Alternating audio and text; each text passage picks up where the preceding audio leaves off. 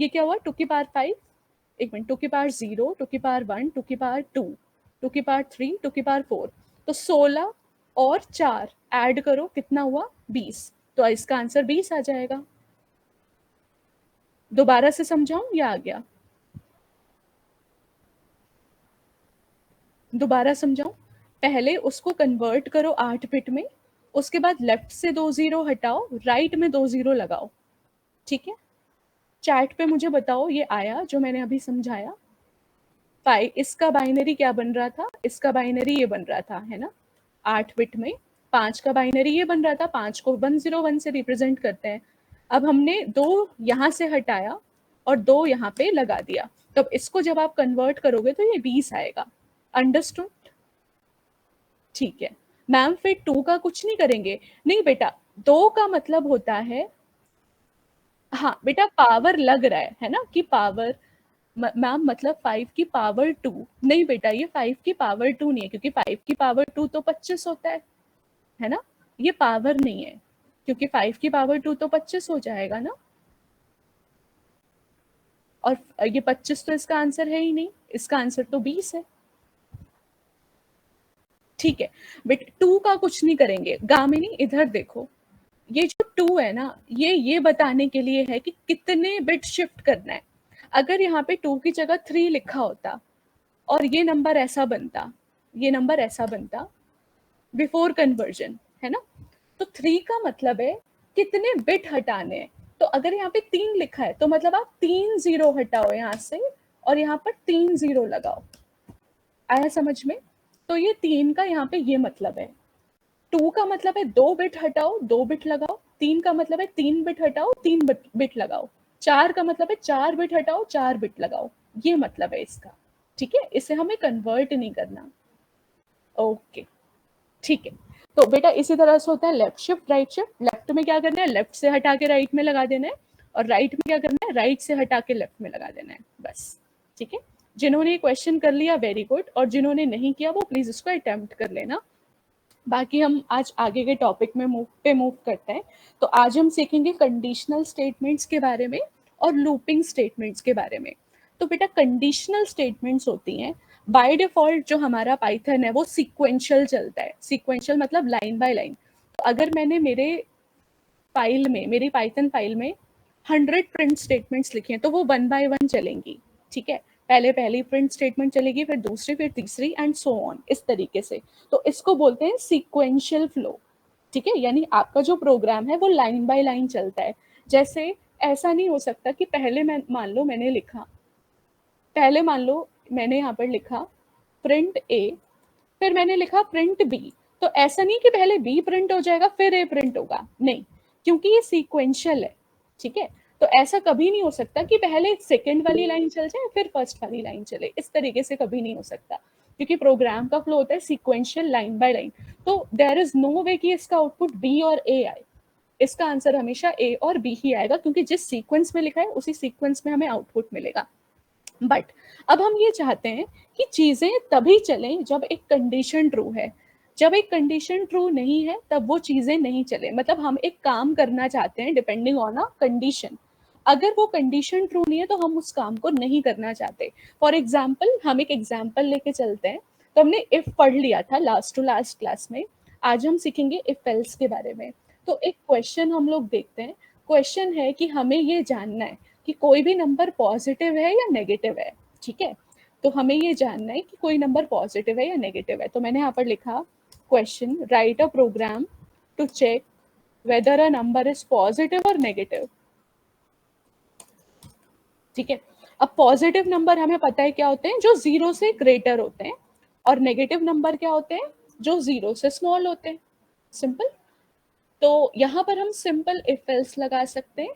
पहले हम यूजर से नंबर लेंगे, हम यूजर को बोलेंगे आप एक नंबर एंटर करो, एंटर अ नंबर, और उसको हम मान लो x नाम के वेरिएबल में इनपुट ले लेंगे। ठीक है, अब मैं यहाँ पर बोलूंगी अगर मेरा जो नंबर है वो 0 से लेस है, तो अगर मेरा नंबर 0 से लेस है इसका मतलब वो नंबर क्या है, नेगेटिव, नंबर इज नेगेटिव। नहीं तो अगर ऐसा नहीं है तो तो मैं क्या बोलूंगी, एल्स वाला पार्ट चले। यानी अगर इफ ट्रू होता है तो इफ चलता है, और अगर इफ फॉल्स होता है तो एल्स चलता है। ठीक है, तो यहाँ पर हम प्रिंट कर देंगे एल्स नंबर इज पॉजिटिव। ठीक है, तो यहाँ पर इफ एल्स का हमारा काम है। तो अब अगर हम इसे रन करें, यहाँ पे मैंने डाला -7, तो आंसर आया नंबर इज नेगेटिव। और मैं इसको एक पॉजिटिव नंबर डाल के रन करूँ, मैंने यहाँ पर डाल दिया 67, तो आ गया नंबर इज पॉजिटिव। ठीक है, सिंपल इफ एल्स है। तो अगर इफ नहीं चलेगा तो एल्स चलेगा, पर दोनों एक साथ नहीं चल सकते हैं। ठीक है, इफ और एल्स में से एक चलेगी, ऐसा नहीं हो सकता कभी भी कि इफ भी रन हो जाए और एल्स भी रन हो जाए। ये टेक्निकली ही पॉसिबल नहीं है, क्योंकि अगर इफ ट्रू हो गया तो कंट्रोल एल्स में जाता ही नहीं है। ठीक है, ये बात समझ में आ गई सबको? तो इफ और एल्स में से एक ही चलेगा, या तो इफ या तो एल्स। तो इफ अगर ट्रू इवेलुएट कर रहा है तो आउटपुट क्या आएगा? अच्छा, इस क्वेश्चन को थोड़ा सा मैं ट्विस्ट दे देती हूँ। मैं यहाँ पे ऐसे लिख रही हूँ,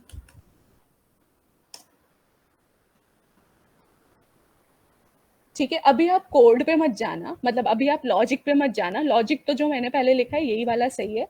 अभी बस मैं आपसे कुछ क्वेश्चन पूछ रही हूँ। ठीक है, मैंने यहाँ पर लिख दिया।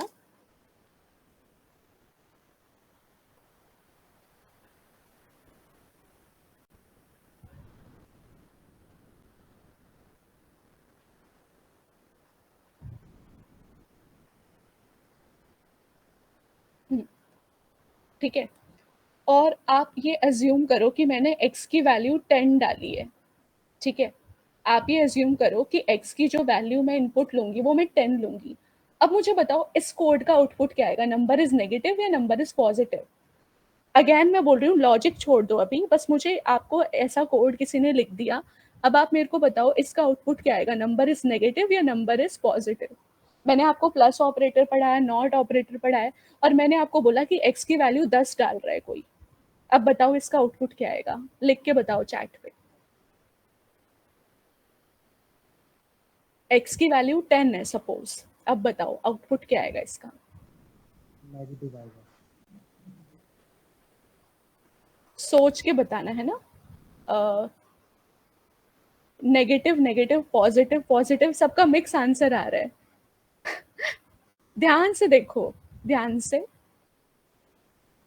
अच्छा, पॉजिटिव है, आधे लोग बोल रहे हैं पॉजिटिव है, आधे लोग बोल रहे हैं नेगेटिव है। अच्छा, चलो समझते हैं इसको। ठीक है, देखो बेटा, नॉट ऑफ एक्स, सबसे पहले ये क्या आएगा? अगर एक्स की वैल्यू 10 है, 10 का मतलब ट्रू है कि 10 का मतलब फॉल्स है? ये बताओ, 10 ट्रू में काउंट होता है कि फॉल्स में काउंट होता है? ट्रू में काउंट होता है, वेरी गुड। अब ट्रू का नॉट क्या हो जाएगा? फॉल्स हो जाएगा। ट्रू का नॉट क्या हो जाएगा? फॉल्स नहीं, नॉट ऑफ ट्रू फॉल्स होता है। ठीक है, तो फॉल्स को हम 0 लिखते हैं। Now what is 0 plus 10? ये अब x की वैल्यू 10 है ना, अब ये क्या बना? 0 प्लस 10। अब ये अल्टीमेटली क्या बन गया? इफ 10। तो ऐसा हमने पढ़ा है, इफ 10 में आउटपुट क्या आएगा? Number is negative. क्योंकि इफ को अगर ट्रू मिला और 10 ट्रू है तो आउटपुट क्या आएगा? Number is negative, number is positive नहीं आएगा। समझ में आया कैसे आया? आया समझ में? नंबर इज, इसका आंसर जो इफ में लिखा है वो चलेगा। मैं इसको रन भी आपको करके दिखा देती हूँ, पहले जैसे लिखा हुआ था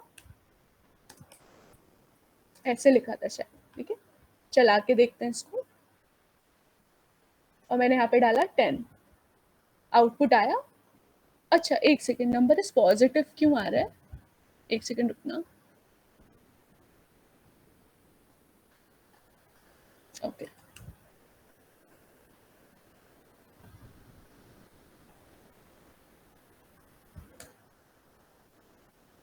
इफ नॉट ऑफ 10, तो नॉट ऑफ 10 जाएगा, हाँ एल्स में जाएगा। ठीक है,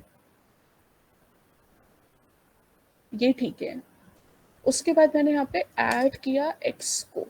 एक काम करते हैं, इसको प्रिंट करके देखते हैं। ठीक है,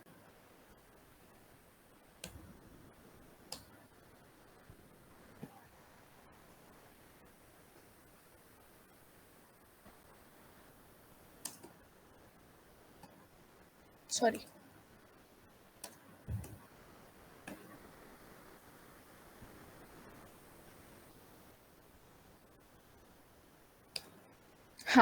देखो बेटा, अब आप मेरे को ये बताओ कि इसका आंसर फॉल्स क्यों है। अभी मैंने आपको इवैल्यूएट करके दिखाया था, वहां पे ट्रू आ रहा था। कोई मुझे बताएगा कि ऐसा क्यों हुआ? मुझे समझ में आ गया कहाँ गड़बड़ है। आपको किसी आप में से किसी को समझ में आया कहाँ पे इश्यू आया? ये फॉल्स क्यों आ रहा है जबकि हमने तो ब्रैकेट्स, पहले मैंने ब्रैकेट्स लगाए थे क्या? नहीं बेटा, ब्रैकेट्स नहीं है, ब्रैकेट्स का इश्यू नहीं है। कोई बताएगा? स्क्रीन थोड़ी बड़ी कर दूं? बेटा स्क्रीन में तो मतलब मैंने तो साइज, फॉन्ट साइज तो काफी बड़ा किया हुआ है पहले से। आप अपने कंप्यूटर स्क्रीन पे ना, मतलब जिससे भी आप कनेक्टेड हो उस पर जूम कर लो, आपको दिख जाएगा सही से। नॉट लगाया था बेटा, नॉट नॉट तो यहाँ भी है, नॉट तो यहाँ भी है, नॉट तो यहाँ भी है। तो मैं ये बोल रही हूँ कि इसका आंसर हमारा 10 आ रहा था जब हमने इवैल्यूएट किया तो, और 10 का मतलब तो ट्रू होता है, तो आंसर आना चाहिए था number is negative, but answer आया नंबर इज पॉजिटिव। मैं ये पूछ रही हूँ, मुझे समझ में आ गया क्या गड़बड़ है, आपको मैम वो समझ में आया? प्लस एक्स प्रायोरिटी प्रायोरिटी पहले वेरी प्लस को गुड, देंगे ना। Very good, very good, yes. तो बेटा यहाँ पर आता है ऑपरेटर प्रेसिडेंस, याद है? जब बहुत सारे ऑपरेटर्स एक ही लाइन में हो तो कैसे इवैल्यूएट होता है? प्रेसिडेंस से। अब आप मेरे को लिख के बताओ, यहाँ पे प्लस की प्रायोरिटी ज्यादा है या लॉजिकल ऑपरेटर की प्रायोरिटी ज्यादा है? लिख के बताओ फटाफट। हमने पढ़ा था ना ऑपरेटर प्रेसिडेंस के बारे में, याद करो क्या था? याद है वो चार्ट? उसमें लॉजिकल सबसे नीचे था, अगर आपने पढ़ा हो उस चार्ट को अच्छे से। हाँ, तो प्लस की प्रायोरिटी ज्यादा है, नॉट की प्रायोरिटी कम है। तो जब हम इवैल्यूएट करेंगे तो हमेशा प्रायोरिटी के बेसिस पे करेंगे। ये क्या बनेगा?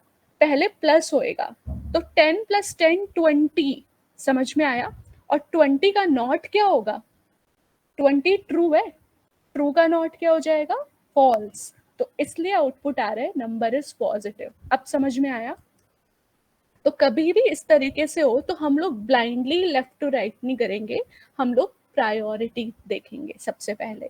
तो क्योंकि प्लस की प्रायोरिटी ज्यादा है इसलिए नॉट पहले इवैल्यूएट नहीं होगा। बट मैंने बताया था अगर मेरे को नॉट को पहले इवैल्यूएट करना है तब क्या करूंगी मैं? अगर मैं चाहती हूँ पहले नॉट हो फिर प्लस हो, जैसा मैं कर रही थी, तो उसके लिए मुझे क्या करना पड़ेगा? Brackets. Very good, very good, brackets लगाने पड़ेंगे।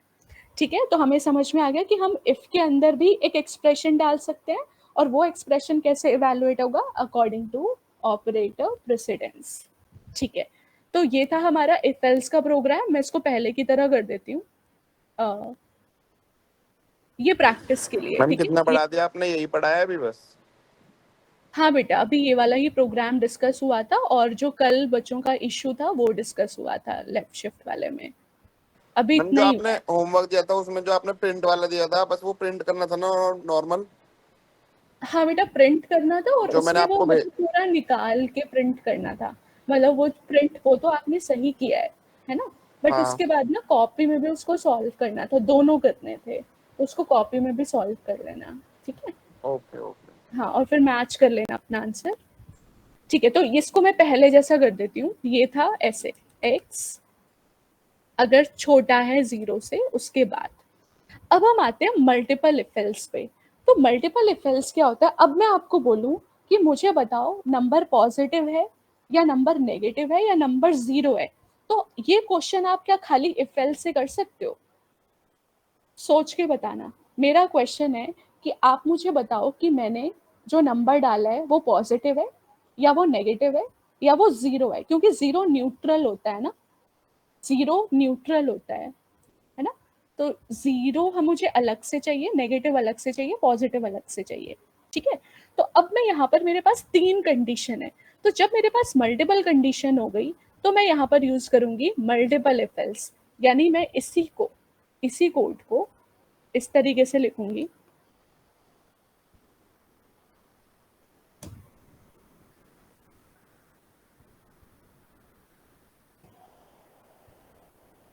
क्वेश्चन है write a program to check whether a number is positive, comma negative और 0।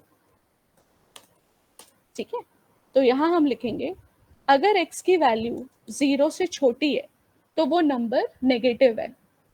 और यहाँ पर अब हम लिखेंगे एलिफ। जब मल्टीपल कंडीशन होती है तो पाइथन में हम लोग एलिफ लिखते हैं। अगर x की वैल्यू 0 से बड़ी है तो नंबर पॉजिटिव है, ठीक है। और अगर ऐसा नहीं है, मान लो अगर मैंने एंटर किया नंबर 0, क्या 0 0 से छोटा है?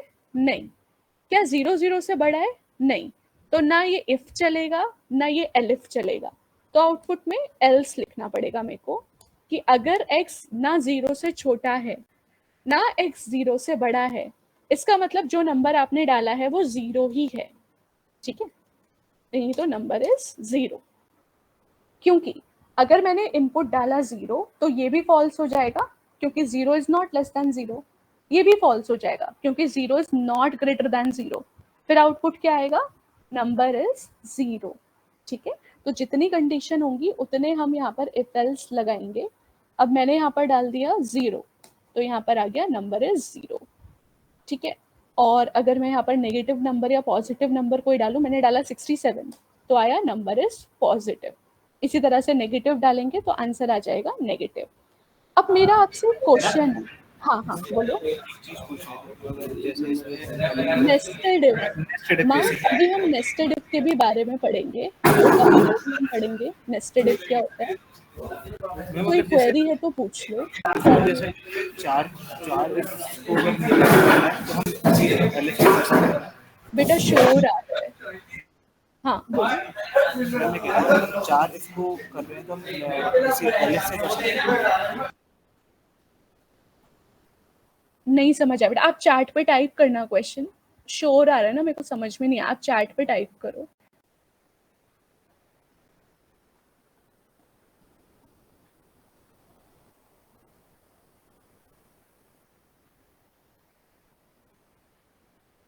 ठीक है, इस कोड में कोई दिक्कत है? We want to use 4 if condition, then we can proceed with elif। हाँ बेटा, अगर हमारे पास मल्टीपल इफ की कंडीशन है, 4 नहीं कोई भी, है ना।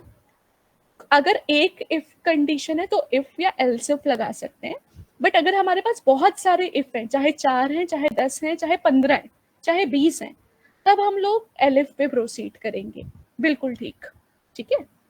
हाँ, तो जब हमारे पास बहुत सारी कंडीशंस है उस केस में हम लोग एलिफ यूज करेंगे। अब देखो, अब मेरा ये क्वेश्चन है कि यहाँ पे मुझे बहुत सारे इफ एल्स की जरूरत क्यों है। दोबारा से ध्यान से समझना, ये जो क्वेश्चन मैंने किया इफ एलिफ एलिफ, इसको मैं ऐसे भी तो कर सकती हूँ। देखो, इसी को मैं इस तरीके से भी तो कर सकती हूँ। हमने इफ पढ़ा है ना, तो मैं इसको इस तरह से लिखूं। मैंने यहाँ लिखा अगर, फिर मैंने यहाँ लिखा इफ, मैंने एलिफ नहीं लिखा, फिर मैंने बोला इफ, है ना। अभी भी तो मेरा ये कोड चलेगा। मैंने क्या करा, मैंने ये वाली अप्रोच नहीं यूज करी। मैंने ऐसे नहीं बोला कि अगर ऐसा है तो ये हो, नहीं तो ये हो, नहीं तो ये हो। मैंने सीधा सीधा कोड लिखा, मैंने 3 इफ लगाए। मैंने बोला अगर x की वैल्यू 0 से छोटी है तो नंबर नेगेटिव है। फिर मैंने बोला अगर x की वैल्यू बड़ी है 0 से तो नंबर पॉजिटिव है। और फिर मैंने बोला अगर x 0 के बराबर है, इसका मतलब नंबर 0 है। तो ये कोड भी बिल्कुल सही है और बिल्कुल सही चलेगा, ठीक है। तो यहाँ पर अगर मैं लिख दूँ 78, तो 78 पॉजिटिव है। सिमिलरली अगर मैं यहाँ पर कोई नेगेटिव नंबर डाल दूँ -7, तो नंबर नेगेटिव आया। और अगर मैं यहाँ पर 0 डाल दूँ, ठीक है, तो यहाँ पे 0 आया। अब मेरा सवाल आपसे ये है कि जब मेरा इफ से ही काम हो रहा है ना, तो मुझे ये एलिफ एल्स इन सब की जरूरत क्यों है? इसका जवाब मेरे को चैट पे टाइप करो, सोचो। मतलब मेरे को ये एलिफ, मेरे को इतना झंझट क्यों पालना है जब मेरा खाली इफ से ही काम बन जा रहा है। मुझे कंडीशन तो मैं यहाँ भी दे रही हूँ, कंडीशन मैं यहाँ भी दे रही हूँ, है ना। तो फर्क क्या है, क्या मतलब डिफरेंस है इन दोनों में, या ये दोनों सही हैं, या कौन सा अच्छा है कौन सा बेकार है। कोई अगर आपको इनमें डिफरेंस समझ में आ रहा हो तो चैट पे टाइप करो।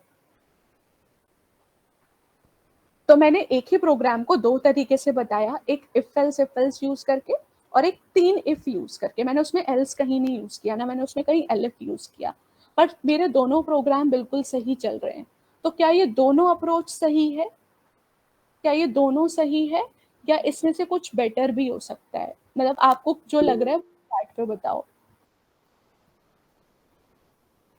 ये क्वेश्चन है, ठीक है, एक जगह लिखा है इफ एलिफ एल्स और एक जगह लिखा है इफ, और आउटपुट दोनों का सही है, दोनों ही कोड सही वर्क कर रहे हैं।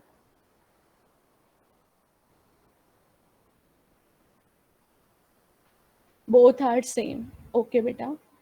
अभी अंकर बोल रहे हैं elif is better, okay okay. और बाकी बच्चे आप लोग बताओ, आपको दोनों में से कौन सा कोड सही लग रहा है, और अगर या दोनों सेम लग रहे हैं, क्योंकि दोनों का आउटपुट एकदम सेम आ रहा है। जो भी आप सोचते हो वैसे बताओ, आपको जो लग रहा है, फिर मैं बताऊंगी इसमें। सेम नहीं है, elif is better, elif is better, okay. और बाकी बच्चे आप लोग भी बताओ।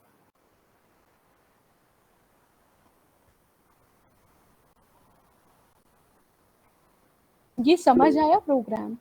कोड रन में तो सेम ही लग रहा है। हाँ बेटा, आउटपुट सेम ही आ रहा है ना।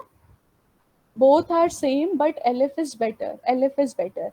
अच्छा, अब जिन्होंने भी एलिफ इज बेटर लिखा है वो रीजन भी चैट पे टाइप करो। हाँ ये सही है कि इन दोनों प्रोग्राम में ऊपर वाला प्रोग्राम अच्छा है, और अच्छा किस सेंस में है, बेटर किस सेंस में है, उसका रीजन मुझे बताओ, चैट पे टाइप करो।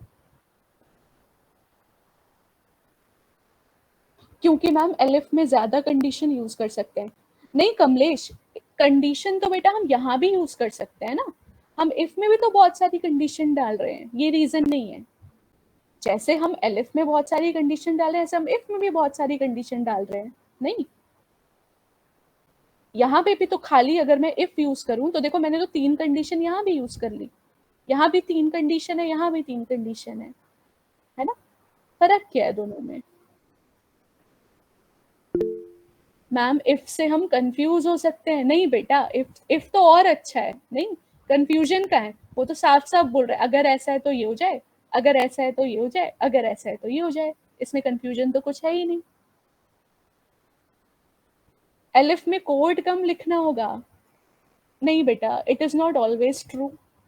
एलिफ में कोड कम लिखना होगा, हमेशा ऐसा नहीं हो सकता। Elif if we are defining the situation in true false. नहीं बेटा, इफ और एलिफ एक ही तो है। नहीं, ट्रू फॉल्स में एलिफ भी इवैल्यूएट हो रहा है, इफ में भी सीक्वेंस में कंडीशन पुट कर सकते हैं। सीक्वेंस में बेटा दोनों में कंडीशन पुट कर सकते हैं, इफ में भी और एलिफ में भी, दोनों सही है। ये भी जवाब नहीं है, दोनों में ही सीक्वेंस। मैम आप ही बता दो। अच्छा इधर देखो, ध्यान से समझना। मान लो आपने इधर इस वाले में आपने इनपुट करा -5। ध्यान से समझना, आपको बोला गया कि आप एक नंबर इनपुट करो और आपने -5 डाला, तो ये देखेगा कि अगर इफ यानी कि x अगर 0 से छोटा है, तो -5 0 से छोटा है ना, तो ये प्रिंट कर देगा नंबर इज नेगेटिव। यानी ये सिर्फ इस कंडीशन को चलाएगा, ना ये इसको चलाएगा ना ये इसको चलाएगा। क्यों? क्योंकि जब इफ ट्रू हो जाता है तो क्या एल्स वाला पार्ट चलता है? नहीं। तो इसने सिर्फ एक इफ को चला के आउटपुट दे दिया इस केस में, तो टाइम बचा। इस केस में टाइम बचा क्योंकि जब पहला ही इफ ट्रू हो गया तो एल्स तो चल ही नहीं सकता। मैंने अभी बताया या तो इफ चलेगा या एल्स चलेगा। तो अगर इफ चल गया तो इनको तो चलाने की जरूरत नहीं है, यानी मेरा प्रोसेसिंग टाइम रुक गया। सिर्फ इतने, ये 4 लाइन प्रोसेस करके मुझे आउटपुट मिल जाएगा। क्यों? क्योंकि पहला ही इफ ट्रू हो गया तो एल्स में जाएगा ही नहीं। तो ये जो ना ये इवैल्यूएट होएगा, तो इस पे को इवैल्यूएट करने में जो टाइम लगा वो बचेगा, और ना ये चलेगा। क्योंकि जब मुझे पता चल गया नंबर नेगेटिव है तो मैं पॉजिटिव और 0 के लिए क्यों चेक करूं? Make sense? लेकिन इस वाले प्रोग्राम में क्या होगा, अगर मैंने x की वैल्यू -5 डाली तो ये वाला इफ भी चेक होगा, ये वाला इफ भी चेक होगा, और ये वाला इफ भी चेक होगा। मतलब चेक तीनों होंगे। आउटपुट अभी भी नंबर इज नेगेटिव ही आएगा, पर ये भी चल रहा है, ये भी चल रहा है, और ये भी चल रहा है। क्यों? क्योंकि मैंने एल्स तो लगाया नहीं। ठीक मैम है, सब में इफ लगा रखा है ना मैम, इसलिए चलेगा। एग्जैक्टली। तो इसलिए बेटर कौन सा है? हाँ, बेटा लॉजिकल को ग्रुप दोनों में कर सकते हैं। सार्थक, लॉजिकल की जो ग्रुपिंग है वो दोनों में कर सकते हैं, ऊपर वाले कोड में भी और नीचे वाले कोड में भी। एलिफ इसलिए बेटर है क्योंकि अगर इफ चल गया तो एल्स चलता ही नहीं है, तो जो एल्स वाला टाइम है वो बच गया हमारा। जब मुझे पहले ही पता चल गया नेगेटिव नंबर है तो मैं पॉजिटिव और जीरो के लिए क्यों चेक करूं? आया समझ में? बट मेरे नीचे वाला कोड क्या करेगा, ये नंबर नेगेटिव है ठीक है, बट वो ये भी चेक करेगा और वो ये भी चेक करेगा। जब तक सारे चेक नहीं होते तब तक प्रोग्राम एग्जिट नहीं होगा। अब समझ में आया? तो इंटरनली चेकिंग होगी। तो एलिफ इज बेटर मैम, मैं यही तो बोल रहा था। Elif is we are defining the situation in true false. बेटा ट्रू फॉल्स ऐसे समझ नहीं आया, ट्रू फॉल्स तो दोनों ही है ना, ट्रू फॉल्स तो उसमें भी है इसमें भी है। अच्छा ओके ओके ठीक है मैं समझ गई आप क्या बोल रहे हो। हाँ, तो इसका मतलब ये है कि अगर मैं आपसे, अगर बहुत सारी कंडीशन में कोई एक ही चीज ट्रू हो सकती है तो हम बहुत सारी कंडीशन क्यों चेक करें बेकार में? ठीक है, हम एक ही चीज चेक कर लेंगे और उसके बाद हम सीधा आंसर दे देंगे अपना। आया सिचुएशन समझ में? आया ये कॉन्सेप्ट समझ में कि दोनों में से बेटर क्या है और क्यों है? अंडरस्टूड? ओके, तो प्रोसेसिंग के हिसाब से एलिफ बेटर है as compared to multiple if. ठीक है, अब हम आते हैं हमारे नेक्स्ट अप्रोच पे विच इज नेस्टेड इफ। देखो नेस्टेड इफ का ना बहुत ज्यादा यूज नहीं है, ठीक है, बट फिर भी मैं आपको बता देती हूँ नेस्टेड इफ क्या होता है। नेस्टेड इफ होते हैं इफ के अंदर इफ, ठीक है, तो मैं यहाँ पर बोलती हूँ नेस्टेड इफ। तो नेस्टेड इफ का मतलब होता है if with in if, simple. तो अगर हम एक इफ के अंदर दूसरा इफ डाल दें तो वो नेस्टेड इफ बन जाता है। फॉर एग्जाम्पल मैंने लिखा इफ 6 ग्रेटर देन 3 और इसके अंदर मैंने लिख दिया इफ 10 ग्रेटर देन 4, तो प्रिंट हो जाए हेलो। ठीक है, अब ये नेस्टेड इफ काम कैसे करता है? पहले आउटर वाला इफ चलेगा, अगर ये ट्रू हुआ तो ही अंदर वाला इफ चलेगा, अगर ये फॉल्स हो गया तो अंदर वाला इफ नहीं चलेगा। मतलब एक है जैसे आउटर एंट्री, एक है इनर एंट्री, तो जब आप आउटर एंट्री पे ही नहीं पहुंचे तो आप इनर पे कैसे पहुंचोगे? तो अगर ये फॉल्स हो जाता तो ना कंट्रोल इस इफ पे नहीं जाएगा, पहले ये वाला इफ देखेगा, अगर ये ट्रू है तो इसे आगे भेजेगा, फिर अगर ये वाला इफ भी ट्रू है तो ही हेलो प्रिंट होगा। मतलब इस केस में हेलो तभी प्रिंट होगा जब ये भी ट्रू है और इसके अंदर का जो इफ है ये भी ट्रू है। तो मैंने अभी जो कोड बनाया इसमें देखो ये भी ट्रू है क्योंकि 6 ग्रेटर है 3 से विच इज ट्रू, और 10 भी ग्रेटर है 4 से विच इज ट्रू। क्या हुआ? मैम दोनों ट्रू होगा ना मैम? दोनों ट्रू है, हाँ, तो मैं वही बता रही हूँ, पहले देखा उसने कि पहला ट्रू है, फिर अंदर अंदर वाले इफ में गया तो अंदर वाला इफ में देखा तो वो भी ट्रू है। तो अगर दोनों ट्रू होते हैं, आउटर भी और इनर भी, तो ही जो कोड है वो एग्जीक्यूट होता है। तो इस केस में अभी हेलो एग्जीक्यूट हो जाएगा क्योंकि दोनों ट्रू हैं। देखो आया हेलो। बट अगर मैंने पहली कंडीशन जो है वो फॉल्स कर दी, मैंने बोला 6 छोटा है 3 से, तो अब ये वाला इफ भी नहीं चलेगा, नहीं चलेगा, दोनों नहीं चलेगा। नहीं चलेगा। अब क्या चलेगा? false हो गया जो ना? एल्स में है, एग्जैक्टली, क्योंकि जब यही फॉल्स हो जाएगा ना तो इसके अंदर मैं 50 इफ डाल दूं वो चलेंगे ही नहीं कभी।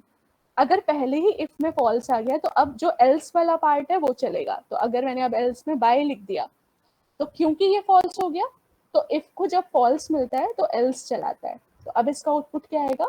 बाय। ठीक है, तो नेस्टेड इफ ऐसे चलता है कि इफ के अंदर इफ, अब इसके अंदर आप कितनी भी नेस्टिंग कर सकते हो, बट अब मैं आपको एक चीज बताऊंगी कि जब बहुत सारी आप इफ के अंदर इफ के अंदर इफ के अंदर इफ डालते हो ना तो आपका जो कोड है ना वो रीडेबल नहीं बनता। मतलब हमें ढूंढना पड़ेगा, अच्छा पहले ये इफ है फिर ये इफ है फिर ये इफ है, इसलिए नेस्टेड इफ वाली अप्रोच ना अच्छी नहीं होती। मतलब अभी अच्छा है अगर एक इफ के अंदर दूसरा इफ है, बट अगर मान लो इस इफ के अंदर फिर आप एक और इफ डाल रहे हो, है ना, फिर आप एक और इफ डाल रहे हो, तो ये अप्रोच सही नहीं है क्योंकि ये तो अभी छोटा सा प्रोग्राम है ना। बट आप जब कंपनी में काम करोगे तो छोटा सा तो कोड रहेगा नहीं, वहां पे तो बहुत सारा कोड आपको लिखना पड़ेगा। और सोचो कि अगर बहुत सारे इफ हुए तो आप कैसे डील करोगे, पहले आप इसके लिए कोड लिखो, फिर इसके लिए कोड लिखो, फिर इसके लिए कोड लिखो। इसलिए जब हम प्रोग्राम बनाते हैं तो हम नेस्टेड इफ अगर बहुत सारे तो हम उसे अवॉइड करने की कोशिश करते हैं, और उसका जो ऑल्टरनेट है वो है मल्टीपल इफ एल्स, कि आप इफ एल्सिफ यानी एलिफ ये वाली अप्रोच यूज करो, ना कि आप यूज करो ये।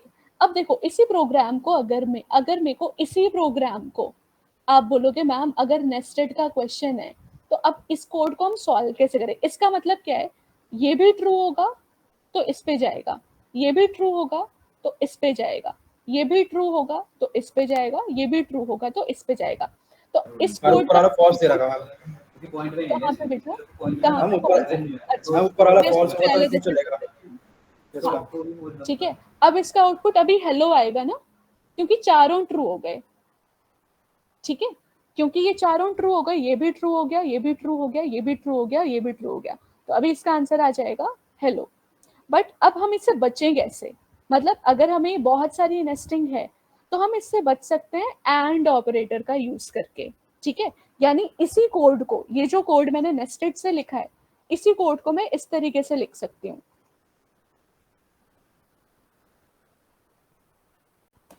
अगर आपको ये 4 कंडीशन चेक करने पे हेलो प्रिंट करना है तो आप 4 कंडीशन ऐसे लिख दो एक लाइन में, and 10 greater than 4 and 7 equal to 7 and 9 equal to 9, ठीक है, तो भी हमारा ये काम हो जाएगा,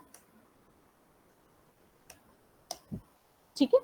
क्योंकि ये और ये अब एक ही बात नहीं है, इसमें भी पहले ये चेक हो रहा है, ये ट्रू है, ये ट्रू है, ये ट्रू है, चारों ट्रू है तो ये चल रहा है। एंड भी तो इसी तरह से काम करता है, अगर ये चारों ट्रू हुए तो ही हेलो प्रिंट होगा, नहीं तो बाय प्रिंट होगा।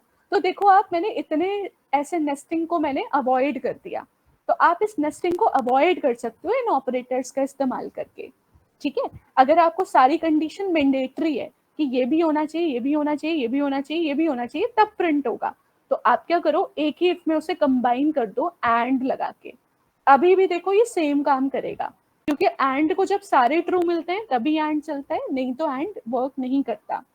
ये बात समझ में आई। तो नेस्टेड इफ वहां पर अच्छा है जहां पर सिर्फ एक इफ के अंदर इफ है, मतलब बहुत सारे इफ के अंदर इफ नहीं है। बट अगर कोई ऐसी सिचुएशन आई कि आपको 4-5 कंडीशन के बाद कुछ काम करना है, तो वहां पे नेस्टेड इफ अच्छा ऑप्शन नहीं है, वहां पर ये वाला इफ में मल्टीपल जो हम एक्सप्रेशन डाल रहे हैं ये अच्छा ऑप्शन है। आया समझ में, ये बात समझ में आई। ओके, तो जब बहुत सारे नेस्टिंग हो तो उसको अवॉइड करना चाहिए। अगर एक दो है उसको हम यूज कर सकते हैं, जैसे इफ के अंदर इफ इतना चलेगा, बट अगर बहुत सारे इफ के अंदर इफ है तो उसको हमें अवॉइड करना चाहिए, ठीक है। ओके, तो ये हमने समझ लिया। अब हम एक कोड लिखते हैं, ठीक है। तो कोड हमारा है, हम एक प्रोग्राम बना रहे हैं, program to find greatest among 3 numbers, ठीक है। हमें क्या करना है, हमें 3 नंबर में से ग्रेटेस्ट कौन सा है ये बताना है, ठीक है। तो इसका मेरे को बस लॉजिक आप लोग चैट पे लिख के बताओगे। मान लो ए बी सी 3 इनपुट हमने पहले से ले लिए, मुझे बस ये जानना है कि हम इफ में क्या लिखेंगे। चैट पे टाइप करो, मुझे पूरा प्रोग्राम नहीं जानना, मुझे बस ये जानना है कि हम इफ में इसको क्या लिखें कि हमारा इवैल्यूएट हो जाए। 3 नंबर है ए बी सी, मान लो ये पहले से हमें गिवन है, उनमें से बड़ा कौन सा है ये निकालना है। चैट पे टाइप करो इफ में क्या लिखेंगे। विजय ने बोला ए बी, ओके बेटा, बट हमें सी को भी तो कंपेयर करना पड़ेगा ना, क्योंकि हमारे पास 3 नंबर है, तो अगर हम ए को बी से कंपेयर करें तो हमें सी से भी तो कंपेयर करना पड़ेगा। Ma'am if elif if else. हाँ बेटा, मुझे वो कंडीशन बताइए आप, है ना। अच्छा, तो गामिनी ने लिखा है इफ ए, ओमकार ने लिखा है, ठीक है, ओके। मैम हम इसमें ये कर सकते हैं, if A greater than B and A greater than C, print A is greater. बिल्कुल ठीक है, हाँ ऐसा भी कर सकते हैं हम। कि अगर ए बी से बड़ा है और ए सी से भी बड़ा है ना, बट आप अब यहाँ पे आप बेटा इक्वल के में क्या करोगे, जैसे मान लो 10, इधर देखो ए में 10 है, बी में 10 है और सी में 5 है, तो अब क्या करोगे, अब तो ग्रेटर जो हो गए ना, हम a equal to B and a equal to C. हाँ बेटा बस कुछ नहीं करना आपको, यहाँ जो ग्रेटर है ना, यहाँ पे ग्रेटर देन इक्वल टू का सिंबल लगा देना है, क्योंकि नंबर ग्रेटर या इक्वल हो सकता है। वेरी गुड वेरी गुड, हाँ, क्योंकि फिर इक्वल भी हैंडल हो जाएगा। तो देखो 10 इज ग्रेटर आना चाहिए, चाहे a इज ग्रेटर आए ये भी सही है, अगर b इज ग्रेटर आ रहा है ये भी सही है, क्योंकि दोनों बराबर है ना, तो या तो ये वाला ग्रेटर हो, ये भी करेक्ट आंसर है, या तो ये वाला 10 प्रिंट हो जाए, ये भी करेक्ट आंसर है। ठीक है, इसी तरह से क्योंकि जब हम नंबर कंपेयर कर रहे हैं तो ये बिल्कुल पॉसिबिलिटी है कि हम सेम नंबर्स डाल दें, दो या तीनों ही हम सेम डाल दें, तो हमें इस वाले केस को भी हैंडल करना पड़ेगा। ठीक है, तो चलो हम इसका कोड लिखते हैं। अच्छा, इसका कोड ना बेटा, जब हम इफ एल्स इसको कितने अप्रोच से कर सकते हैं ये बताओ, मतलब ये क्वेश्चन है, इसको कितने तरीके से कर सकते हैं। अभी हमने पढ़ा इफ, फिर हमने पढ़ा इफ एल्स, फिर हमने पढ़ा मल्टीपल इफ एल्स, फिर हमने पढ़ा नेस्टेड इफ। तो इन चारों में से कितने तरीकों से ये वाला प्रोग्राम बन सकता है, सोचो। 4 चीजें अभी हमने पढ़ ली, चारों से बन सकता है बेटा। एक इफ में बन जाएगा,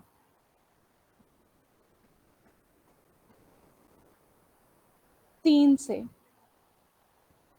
से कैसे बेटा, खाली इफ एल से कैसे बनेगा, क्योंकि 3 नंबर है ना, ए भी ग्रेटर हो सकता है, बी भी ग्रेटर हो सकता है, सी भी ग्रेटर हो सकता है। हाँ यस, क्योंकि बेटा इफ एल्स तो हम तब यूज करते हैं जब हमारे पास एक ही कंडीशन है।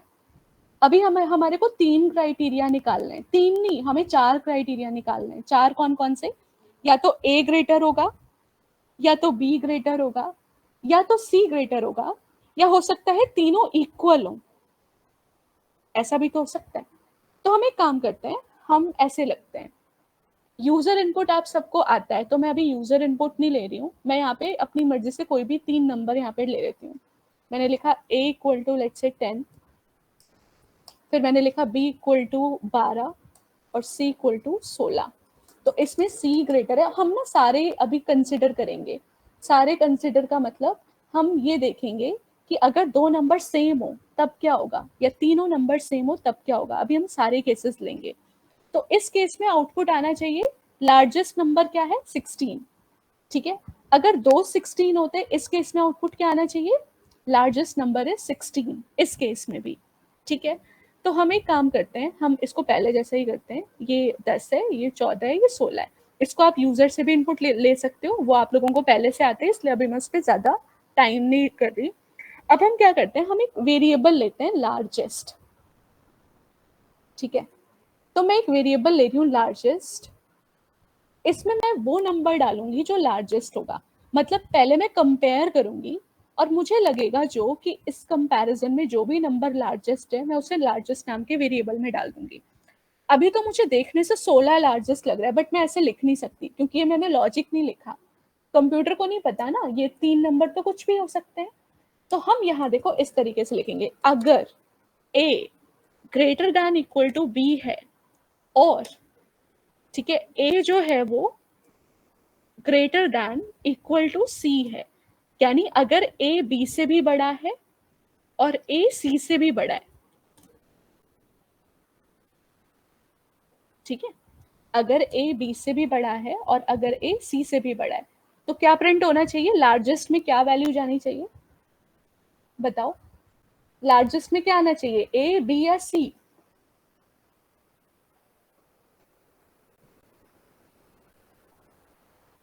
c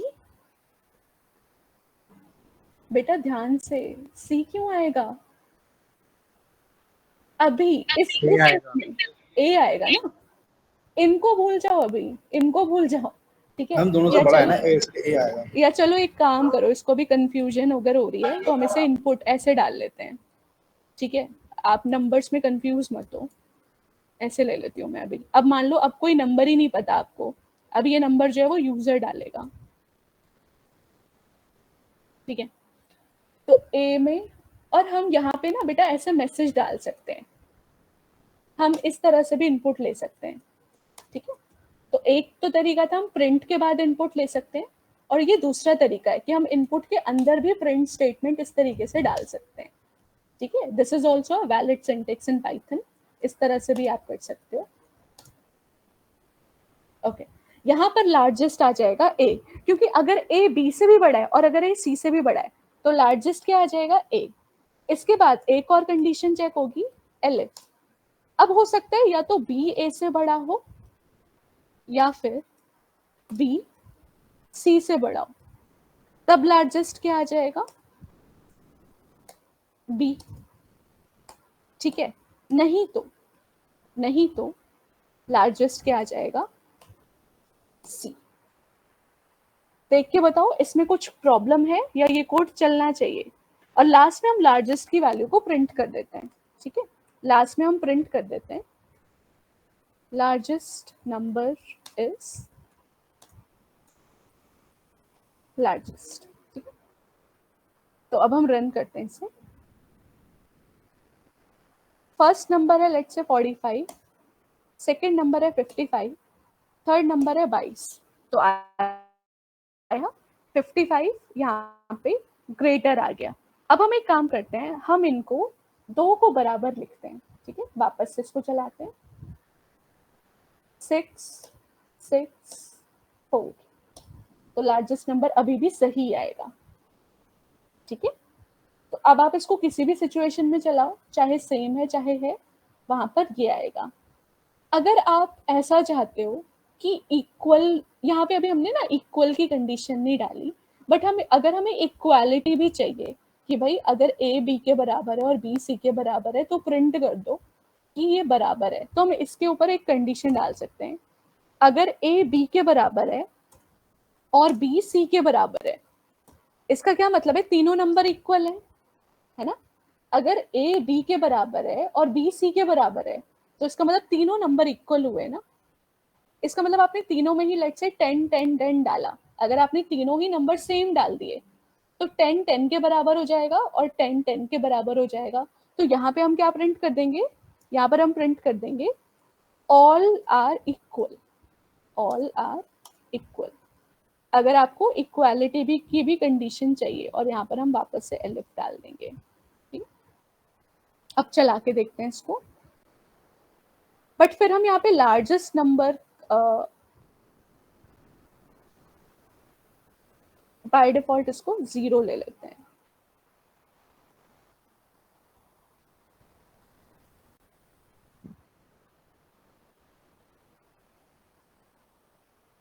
ठीक है। इसकी जरूरत है नहीं वैसे, बट प्रॉब्लम ये आएगी कि यहाँ पे ना ये प्रिंट करने में फिर इश्यू आएगा। बताती हूँ कैसे। तो मैंने पहला नंबर डाला 5, दूसरा नंबर भी डाला 5, तीसरा नंबर भी डाला 5। तो देखो यहाँ पे ये एरर इसलिए आया क्योंकि लार्जेस्ट जो है ना वो मैंने अंदर डाला हुआ है। इधर देखो, लार्जेस्ट जो है वो इसके अंदर है, इसके अंदर है और इसके अंदर है, बाहर लार्जेस्ट वैल्यू नहीं है। मतलब जो लार्जेस्ट है ना वो एक ब्लॉक के अंदर है। अगर मैंने यहाँ पर ऐसे लिखा होता लार्जेस्ट इक्वल टू 0, अब एरर नहीं आता, क्योंकि देखो जब ये इफ चला तो ये तो कुछ चला ही नहीं। अभी हमने सीखा था जब इफ ट्रू हो जाता है तो ना ये वर्क करेगा, ना ये वर्क करेगा, ना ये वर्क करेगा, ठीक है। तो अब यहाँ पर क्या आ जाएगा, अब इसको अगर मैं रन करके देखूं तब ये प्रिंट करेगा ऑल आर इक्वल। अब मैंने डाला लेट्स से 3 3 3, तो अब आ गया ऑल आर इक्वल, ठीक है। तो अब मैं यहाँ पे लार्जेस्ट नंबर, यहाँ पे अभी 0 आ रहा है क्योंकि मैंने यहाँ पे ना दो क्वेश्चंस को मिक्स कर दिया है। तो आपसे ऐसा नहीं पूछा जाएगा मैम ये एरर पहले नहीं आ रहा था। हाँ बेटा, पहले इसलिए नहीं आ रहा था क्योंकि स्कोप का फर्क था ना, क्योंकि इनमें से कोई एक वैल्यू ट्रू हो रही थी, या तो ये ट्रू हो रही थी या ये ट्रू हो रही थी या ये ट्रू हो रही थी, तो लार्जेस्ट को वैल्यू मिल रही थी। बट इस केस में क्या हुआ, ना ये वाला इफ चला, ना ये वाला इफ चला, ना ये वाला इफ चला, इसलिए यहाँ पे लार्जेस्ट नहीं आया। तो आपको ना क्वेश्चन में गिवन होगा, अगर आप या तो वो क्वेश्चन में आपको गिवन होगा ग्रेटेस्ट नंबर निकालो, तो फिर आपको इसकी जरूरत नहीं है, ठीक है। और अगर आपको ये बोला है कि आप अगर इक्वल नंबर जा रहे हैं तो आप इक्वल भी दिखाओ, तब आप इसको लगा सकते हो। आप शुरू में ही चेक कर लो कि अगर ए बी के बराबर है और बी सी के बराबर है तो प्रिंट हो जाए ऑल आर इक्वल, ठीक है। और हम एक और काम कर सकते हैं, देखो एक काम हम और कर सकते हैं, इधर ये लार्जेस्ट इक्वल टू 0 मान लो मैंने नहीं लिया, ठीक है, और मैं अब इसको रन कर रही हूँ, तो ये एरर आएगा। ये अच्छा, पहले मेरे को ये बताओ ये एरर क्यों आया, ये आपको समझ में आ रहा है? फिर हम आगे मूव करते हैं। जब तीनों नंबर मैंने इक्वल डाले तो एरर क्यों आ रहा है? वेरिएबल डिफाइन नहीं है, वेरी गुड, क्योंकि वेरिएबल लार्जेस्ट डिफाइन ही नहीं है।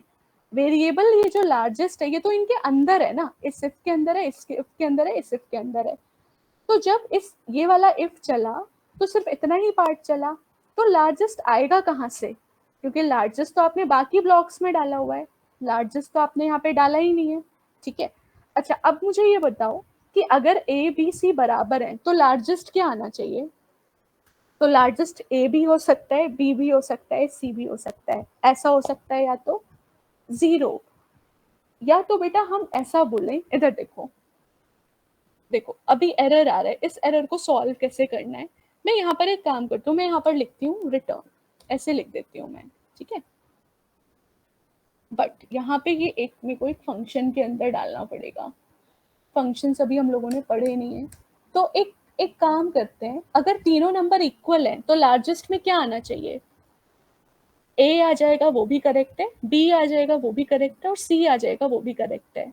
नहीं, अगर तीनों नंबर बराबर हैं तो लार्जेस्ट कोई भी हो, क्या फर्क पड़ेगा?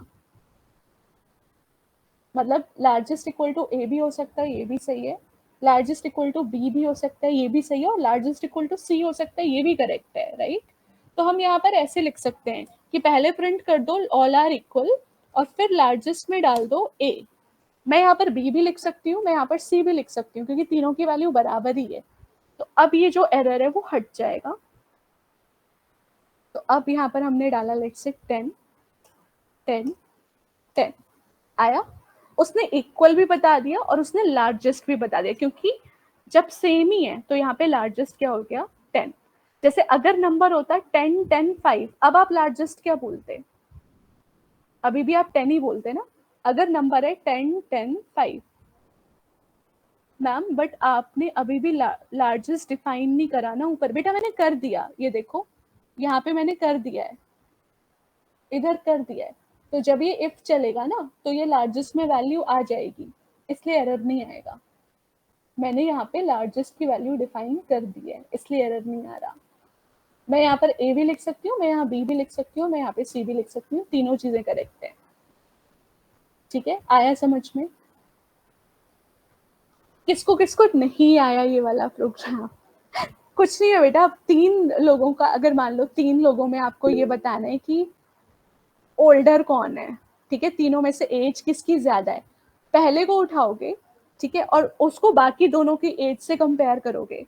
अगर पहले की एज है 30 और बाकियों की एज है 20 और 21, तो आप बता दो कि जो 30 वाला है वही बड़ा है, ठीक है। इसी तरह से हम बाकियों के लिए भी चेक कर लेंगे। अब ए को बड़ा कब बोलोगे? जब ए बी से भी बड़ा है और सी से भी बड़ा है। सिमिलरली आप बी को बड़ा कब बोलोगे? जब बी ए से भी बड़ा है और बी सी से भी बड़ा है। और अगर ऐसा नहीं है, ना ए बड़ा है ना बी बड़ा है, तो अपने आप सी ही बड़ा हो गया। जब ना ये वाली कंडीशन ट्रू हुई ना ये वाली कंडीशन ट्रू हुई, तो इसका मतलब लार्जेस्ट जो है वो सी हो गया, ठीक है। आगे हम नेक्स्ट क्वेश्चन पे मूव करें। अच्छा, अब मैं आपको एक टास्क दे रही हूँ, ये वाला जो सवाल है ये आपको नेस्टेड इफ से करना है। क्वेश्चन लिख लो, ये जो मैंने अभी लिखा है ये वाला जो हमें लार्जेस्ट निकालना है, तो आपको लार्जेस्ट निकालना है यूजिंग नेस्टेड इफ, यानी इफ के अंदर इफ। विंडो शेयर कर दूं? विंडो शेयर मतलब बेटा स्क्रीन दिख नहीं रही क्या आपको? मैम बस एक बार यही वाली स्ट्रीम ले अच्छा लेंगे थोड़ा सा ठीक है, हाँ ठीक है, एक सेकेंड। हाँ, तो इसमें आप इक्वल डालो, चाहे तीनों इक्वल डालो, चाहे दो इक्वल डालो, ये वर्क करेगा। ठीक है, और होमवर्क लिख लो, इसी वाले प्रोग्राम को आपको इफ के अंदर इफ ऐसे बना के लेके आना है। ठीक है, आप एलिफ भी यूज कर सकते हो, बट आपको जैसे मैंने यहाँ पे एंड लिखा है, आपको इस इफ के अंदर दूसरा इफ ये प्रिंट करके लेके आना है। मैं यहाँ पे लिख देती हूँ, होमवर्क है आपका, same programme with nested if. ठीक है,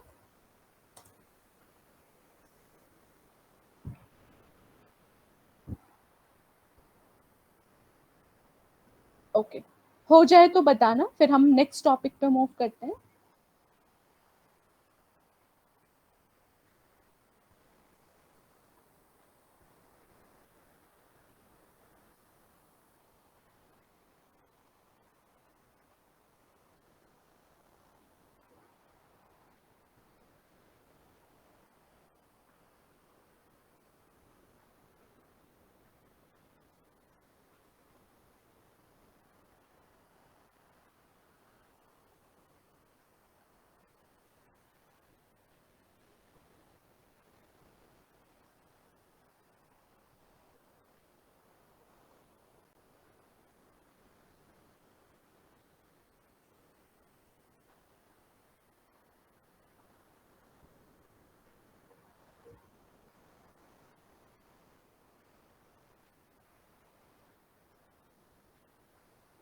ओके मैम डन। आपने लार्जेस्ट इसको अलग से कहाँ पर डिफाइन करा था? बेटा मैंने अंदर ही डाला है, अगर ये कंडीशन है तो लार्जेस्ट में ये आ जाए, अगर ये कंडीशन है तो लार्जेस्ट में ये आ जाए, ये अच्छा कंडीशन है तो ये आ जाए, और नहीं तो ये आ जाए, बस। तो इनमें से कोई भी एक ट्रू होगा तो जो भी लार्जेस्ट की वैल्यू है वो प्रिंट करके दे देगा।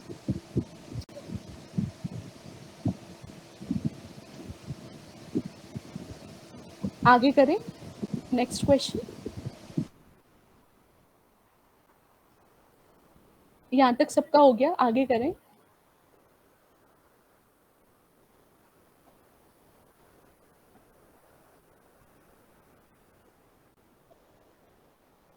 कोई नई चीज समझ नहीं आई तो पूछ लो। ओके ठीक है, अब हम देखते हैं। देखो बेटा, जब मैंने आप लोगों को कंडीशनल पढ़ाया था तो वहां पे मैंने आपको 5 चीजें बताई थी। ये देखो, ये पुरानी वाली फाइल जो हमने पहले करा था, तो हमने अभी ये 4 पढ़ लिए। हमने इफ पढ़ लिया, हमने इफ एल्स पढ़ लिया, हमने if else ladder. If else ladder वही होता है, इफ एलिफ एलिफ एलिफ, इसी को इफ एल्स लैडर बोलते हैं। फिर हमने नेस्टेड इफ के बारे में भी पढ़ लिया। अब आता है मैच केस। मैच केस ना बिल्कुल इफ एल्स की तरह है, मतलब जो काम आप इफ एल्स से करते हो वो काम आप मैच केस से भी कर सकते हो। ठीक है, मैच केस वर्क कैसे करता है ये मैं आपको समझाती हूँ। तो पहले मैच केस जो है वो है क्या? Match case is used to execute a case depending upon expression.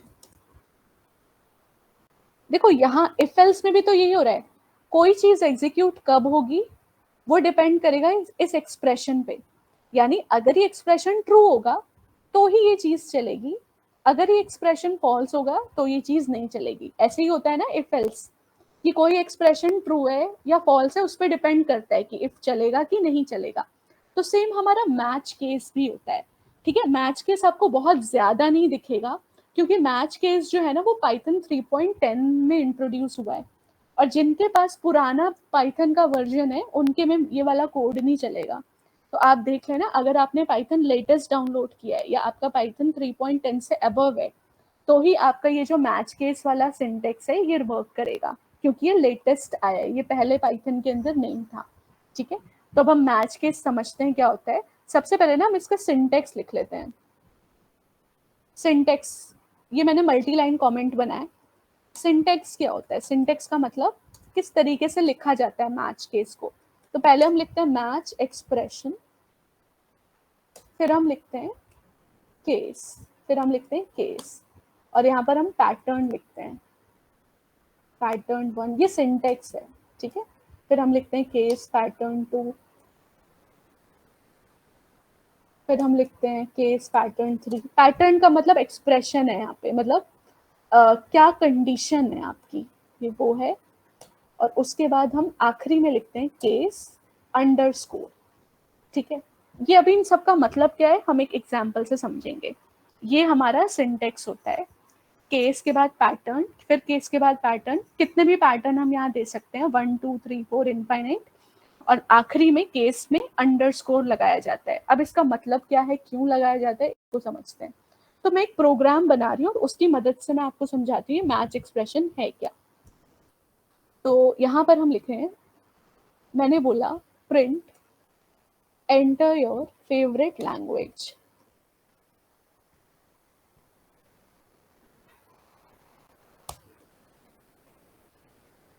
ठीक है। और मैंने यहाँ पे एक लैंग नाम का वेरिएबल ले लिया जिसमें मैंने इस लैंग्वेज को इनपुट ले लिया। तो अब अगर मान लो आपने फेवरेट लैंग्वेज डाली पाइथन, या आपने फेवरेट लैंग्वेज डाली जावास्क्रिप्ट, या आपने फेवरेट लैंग्वेज डाली सी प्लस प्लस, तो उस केस में कुछ होना चाहिए, इफ एल्स की तरह। तो हम ऐसे लिखेंगे मैच लैंग, ठीक है। पहले हम इसको समझ लेते हैं, अच्छा पहले हम इसे कंप्लीट कर लेते हैं, ठीक है, अभी एरर हट जाएगा। फिर हम यहाँ पर लिखेंगे केस पाइथन, ठीक है। फिर हम लिखेंगे प्रिंट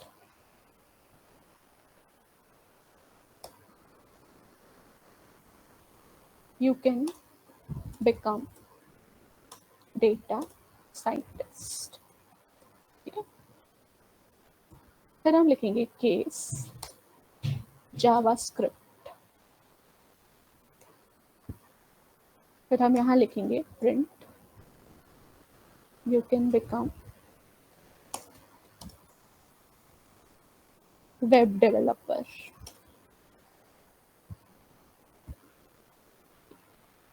फिर मैंने लिखा केस एंड्रॉयड, या मैंने लिख दिया केस जावा। तो यहाँ पे मैंने लिखा print you can become JavaScript developer, नहीं sorry, you can become mobile app developer, ठीक है। ऐसे मैंने बहुत सारे केसेस डाल दिए। और एक मैंने लिखा यहाँ पे केस सी, तो यहाँ पर मैंने लिखा print you can do hardware coding programming, कुछ भी, ठीक है।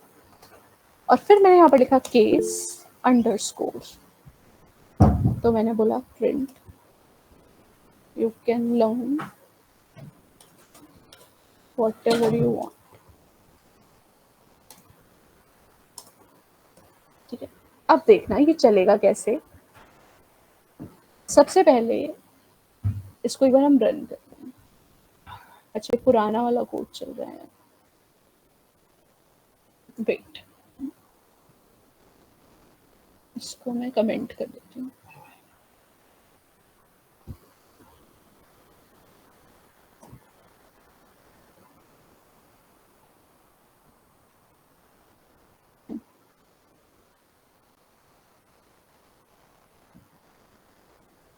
मैंने यहाँ पर लिखा जावा, प्रिंट हुआ you can become a mobile app developer. देखो होता क्या बेटा, जो भी आपने इनपुट लिया, जैसे मैंने इनपुट में डाला जावा, तो लैंग में क्या आया, जावा।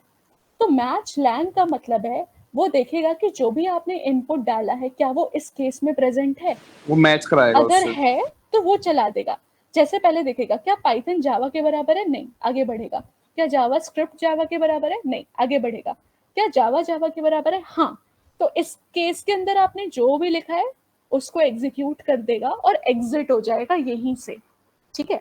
तो यानी अगर आपने पाइथन डाला होगा तो ये आउटपुट आएगा, अगर आपने जेएस इनपुट डाला तो ये आएगा, जावा डाला तो ये आएगा, सी डाला तो ये आएगा। बट ये जो अंडरस्कोर है इसका मतलब ये होता है कि अगर आपने कोई ऐसी लैंग्वेज डाली जिसमें कोई केस मैच ही नहीं कर रहा, जैसे मान लो मैंने डाल दिया सी प्लस प्लस, अब C++ ना तो इसके बराबर है, ना इसके बराबर है, ना इसके बराबर है, ना इसके बराबर है।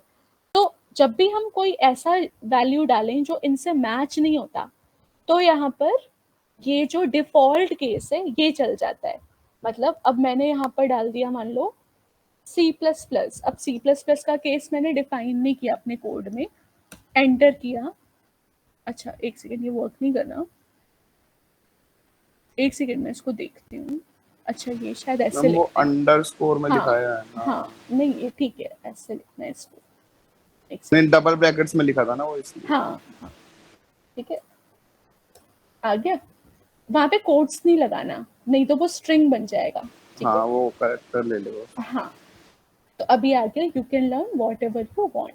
तो इसका मतलब अगर आपने कोई ऐसा केस डाला जो इसमें मैच नहीं कर रहा तो ये आ जाएगा। अभी बिल्कुल इफ एल्स जैसा है ना, हम इफ एल्स पे भी मैम तो ये ऐसे लिख वाला, सकते मैम हैं। नहीं मैम, मेरे को तो ये वाला ज्यादा इजी लगा मैम। अच्छा हाँ वही फेल से। अच्छा नहीं बेटा, इफ एल्स भी इजी है। इफ एल्स में ऐसे लिखते हो, if lang equal to Python तो ये हो जाए, if lang equal to JS, if lang equal to Java, है ना। इस तरीके से हम इफ एल्स के साथ मैम भी ये इसमें कोड लिख नॉर्मल है सकते ना, हैं। इसमें बस क्या कहते हैं लैंग्वेज के आगे इनपुट लगा के कुछ भी लिख दो और उसके साथ अगर मैच मैच लगा के वो जो भी मैच करेगा वो सिंपल अपने आप दे देगा। हाँ हाँ ठीक है, तो अगर आपको ये वाला सिंटेक्स अच्छा लग रहा है तो आप इसको भी फॉलो कर सकते हो। तो ये भी हमारा बिल्कुल इफ एल्स की तरह है, जो भी केस मैच होएगा वो वाला केस यहाँ पे एग्जीक्यूट हो जाएगा। ठीक है, इस कोड में कोई डाउट है? मैच केस में सिंपल इसी की तरह है, जो भी मैच होगा, जो भी मैच होगा वो चल जाएगा, और अगर कुछ भी मैच नहीं हुआ तो जो अंडरस्कोर है वो चल जाएगा। सिंपल, जैसे इफ एल्स लिख रहे हो और आखिरी में एल्स लिख देते हो कि अगर कोई भी इफ ट्रू नहीं है तो आखिरी में जो एल्स है वो चल जाए। मैम सेम है, इफ एल्स जैसा है, तो फिर क्या इंपॉर्टेंट है, इसको यूज क्यों करें हम? बेटा ये थोड़ा सा ना, अब यही बात है, मैंने अभी आपको बताया कि आदर्श ये वैसे भी 3.10 वर्जन में आया है, पाइथन में पहले ऐसा था ही नहीं। बट ये थोड़ा सा कोड और कोड क्लैरिटी के लिए, खासकर जब आप स्ट्रिंग्स पे काम कर रहे हो, इन वैल्यूज पे आपको चाहिए। बट मैं ये नहीं बोलूंगी कि इसके बिना कोई काम ही नहीं हो सकता। अब आपके पास 2 ऑल्टरनेट अवेलेबल है, ठीक है, मतलब ऐसा कुछ नहीं है जो मैथ से ही हो सकता है इफ एल से नहीं हो सकता, या इफ एल से हो सकता है मैथ से नहीं हो सकता, ऐसा नहीं है। ये आप पे डिपेंड करता है। ठीक है, तो अगर आप इसको इस सिंटेक्स से अगर आप ज्यादा फेमिलियर हो, आपको ये अच्छा लग रहा है डिफरेंट डिफरेंट केसेस बना के काम करना, तो आप इसको भी यूज कर सकते हो, नहीं तो आप इफ एल्स का भी इस्तेमाल कर सकते हो। ठीक है, मतलब केस एल्स, हाँ एल्स की तरह काम करता है। यस, केस अंडरस्कोर एल्स की तरह काम करता है।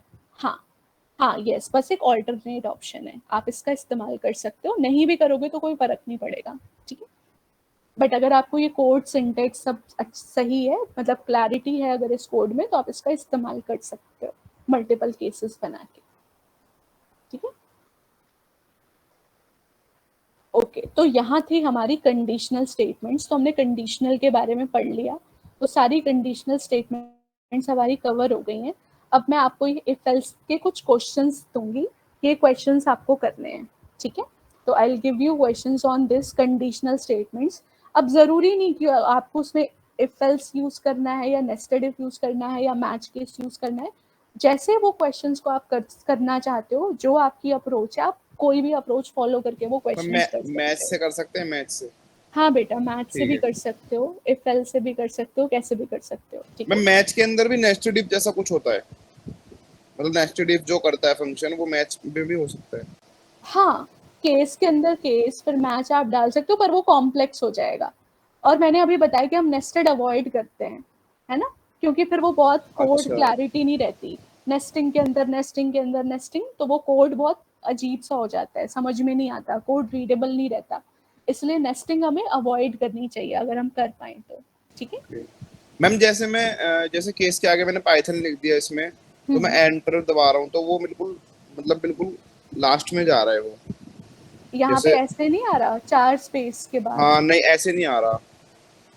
कोई नहीं, आप एक बार टाइप करो, मे बी आपने कोई ये मिस किया होगा, कोलन वगैरह कुछ आपने हाँ मिस तो कॉलन नहीं किया? Colon colon colon. हाँ कोलन लगाना है, उसके बाद आ जाएगा। ओके, तो यहाँ तक समझ में आ गया सबको? कंडीशनल में कोई डाउट है तो पूछ लो, फिर हम आगे रेंज फंक्शन पे मूव करते हैं। हाँ कमलेश पूछिए, क्या क्वेश्चन है आपका?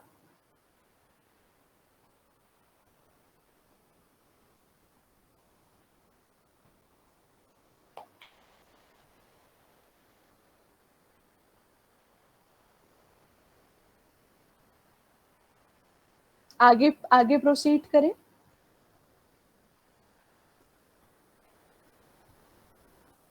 ओके ओके ठीक है, अब हम पढ़ते हैं रेंज के बारे में। ठीक है, तो रेंज क्या होता है? मैम कुछ नहीं, ओके ओके।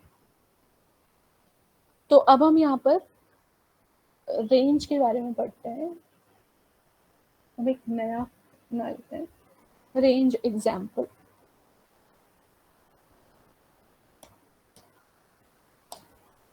ठीक है, तो सबसे बेटा रेंज का काम क्या है? ठीक है, रेंज जो है वो एक सीक्वेंस बनाने के काम आता है।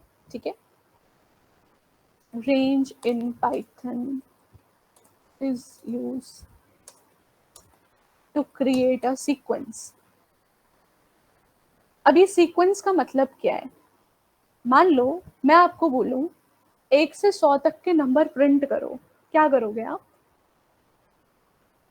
मैं बोलूंगी पाइथन में प्रिंट कराओ 1 से लेके 100 तक, तो क्या क्या करना पड़ेगा आपको? आपको एक रेंज बनानी पड़ेगी ना, जो आपको 1 से 100 तक के नंबर दे दे। या फिर मैं आपको बोलूं 5 का टेबल प्रिंट करके दिखाओ, हाँ, या तो मैं आपको बोलूं 5 का टेबल प्रिंट करके दिखाओ, या मैं आपको बोलूं ए से जेड तक प्रिंट करके दिखाओ। ठीक है, तो एक तो तरीका है पैसे लिखो। देखो, अगर मैं आपको बोल रही हूँ कि आप 1 to 10 तक नंबर्स प्रिंट करो, तो एक तो तरीका है आप ऐसे एक वेरिएबल लो और आप एक लिस्ट में ऐसे डालो 1, 2, 3, 4, हाँ, आप लिस्ट ऐसे बना टाइप के करते जाओ, है ना? उसको एक प्रिंट तो ये करवा दो। तरीका है। हाँ, बट अगर मैं आपको बोलूँ 1 से 100, तो आप कितना टाइप करोगे? हाँ, है ना?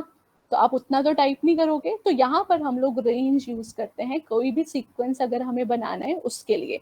अब रेंज के ना बहुत सारे हमारे पास तरीके होते हैं लिखने के, तो यहाँ पर लिख लो जो रेंज है। ठीक है, उसमें होता है हमारा, ये हम यहाँ पर सिंटेक्स लिख रहे हैं, सिंटेक्स ऑफ यूजिंग रेंज। ठीक है, सिंटेक्स ऑफ यूजिंग रेंज। तो इसमें हम लिखते हैं रेंज, यहाँ पर हम लिखते हैं स्टार्टिंग नंबर, फिर हम यहाँ पर लिखते हैं एंडिंग नंबर, और यहाँ पर हम लिखते हैं स्टेप। ठीक है, यहाँ पर अब लिखो स्टार्टिंग नंबर इज ऑप्शनल, ये आप साथ साथ लिखते जाओ। डिफॉल्ट इज 0, फिर यहाँ लिखो step is optional, default is 1। ठीक है, इसे फटाफट लिखो, इसमें बस इतना ही लिखने के लिए है, फिर मैं इनके एग्जाम्पल्स एक्सप्लेन करती हूँ। या तो इसको लिख लो या इसका स्क्रीनशॉट ले लो, जैसे भी है। ठीक है, तो रेंज में हम 3 वैल्यू प्रोवाइड करते हैं। पहला होता है स्टार्टिंग, दूसरा होता है एंडिंग, तीसरा होता है स्टेप। और यहाँ पर एक चीज और लिखो, स्टार्टिंग नंबर इज इंक्लूडेड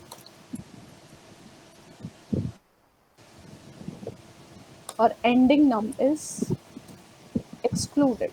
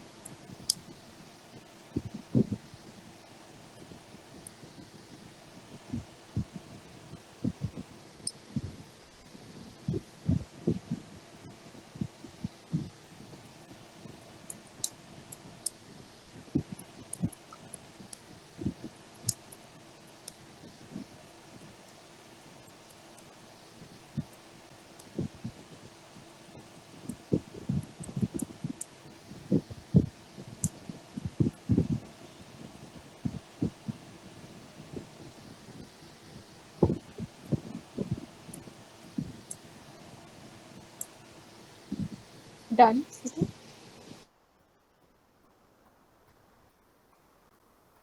ठीक है, अब देखो,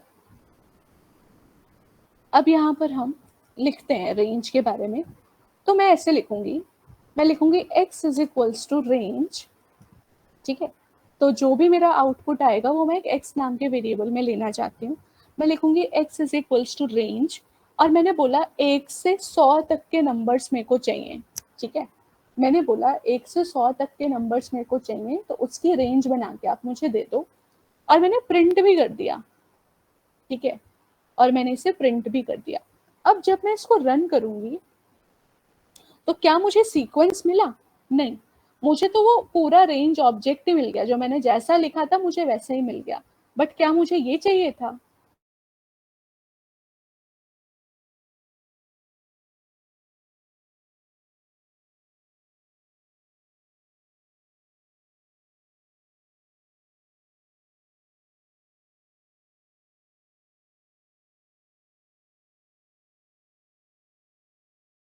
ना? उसकी मुझे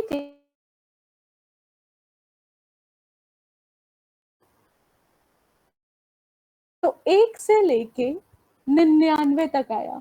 उसका रीजन ये है कि जो रेंज है ना वो 100 से एक कम चलेगा। मतलब रेंज क्या करता है, देखो मैंने यहाँ पर लिखा है starting is included, ending is excluded. मतलब 1 से 100 लिखोगे तो 1 से 99 तक चलेगा। अगर मुझे इसको 1 से 100 तक चलाना है तो मुझे रेंज बनानी पड़ेगी 101। मतलब रेंज में जो आप आखिरी वाला नंबर है ना वो हमेशा एक ज्यादा दोगे, क्योंकि रेंज एक कम लेता है। देखो अगर मैंने 1 से 100 लिया तो वो 1 से 99 तक आ रहा था। मुझे अगर 1 से 100 चाहिए तो मुझे यहाँ पे एक नंबर बढ़ा के लिखना पड़ेगा। रेंज इस तरह से काम करता है। अच्छा, ठीक है, तो अगर आपको 1 से 10 चाहिए तो आपको 1 से 11 लिखना पड़ेगा। पे लिखा है स्टार्टिंग नंबर तो आएगा बट आखिरी वाला नंबर नहीं आएगा, आखिरी को एक्सक्लूड कर देगा। तो इसलिए अगर मेरे को 100 भी चाहिए तो मुझे यहाँ पर लिखना पड़ेगा 101। ठीक है, ये समझ में आया रेंज के बारे में। अभी रेंज को हम बहुत तरीके से कर सकते हैं। हाँ, मम्मी A to Z आदर्श के लिए ने बस बोला, A से Z हाँ नहीं बेटा, आदर्श ने बोला मैम अगर A से Z प्रिंट करना हो तो। अच्छा आदर्श देखो बेटा, सबसे पहले तो ये जो रेंज है ना, यहाँ पे मैंने क्या लिखा है, नंबर। यहाँ पे देखो मैंने क्या लिखा है, नंबर। तो यहाँ पे अगर मैं A to Z लिख दूंगी ना तो एरर आ जाएगा। देखो मैं आपको लिख के दिखाती हूँ, क्योंकि रेंज में सिर्फ नंबर्स अलाउड है। तो यहाँ पे मैं लिखती हूँ रेंज ओनली अलाउ इंटीजर्स, सिर्फ इंटीजर्स ही रेंज में अलाउ है। अगर मैं यहाँ पे ऐसे लिखूं A से लेके Z तक तो ये एरर है। क्यों? क्योंकि ये इंटीजर तो है ही नहीं, ये क्या है, स्ट्रिंग है। तो एरर आ गया। ठीक है, बट अगर अब मुझे चाहिए है ना, तो इसके बहुत सारे तरीके हैं और रेंज हम किस तरह से बना सकते हैं इसको भी हम समझते हैं।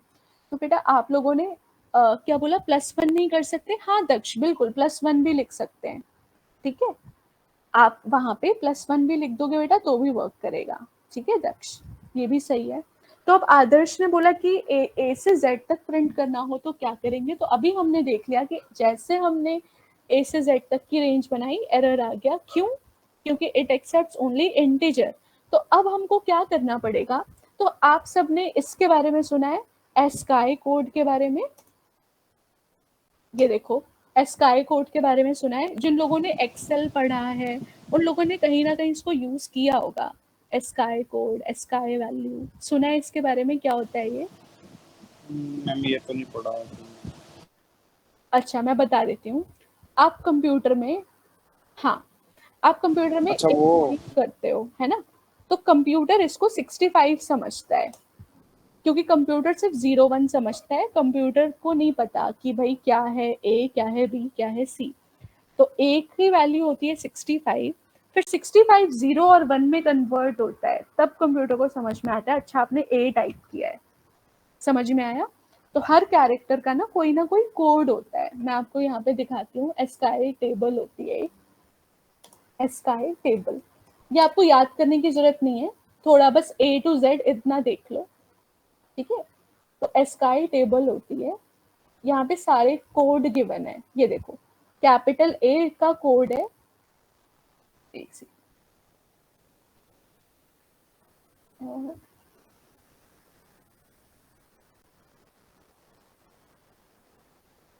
एक मिनट रुकना, कैपिटल ए का कोड 65 होता है,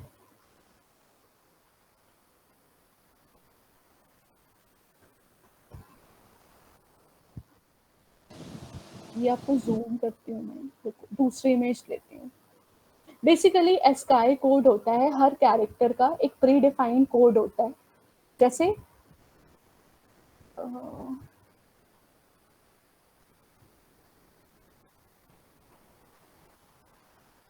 सॉरी,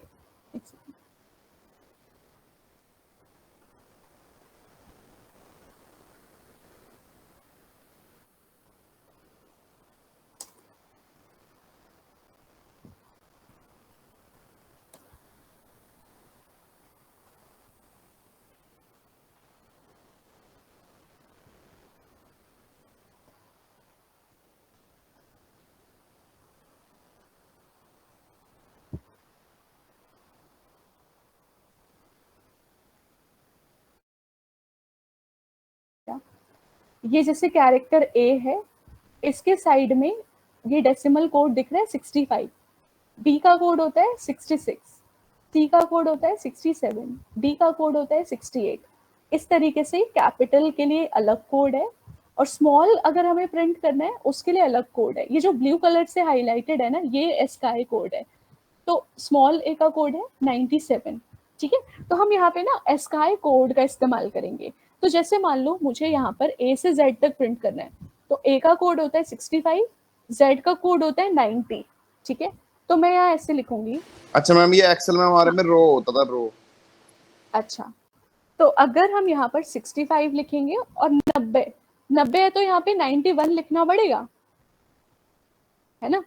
अगर Yes, 65 टू 90 है तो 91 तक चलाना पड़ेगा। इसको मैं अभी कमेंट कर देती हूँ।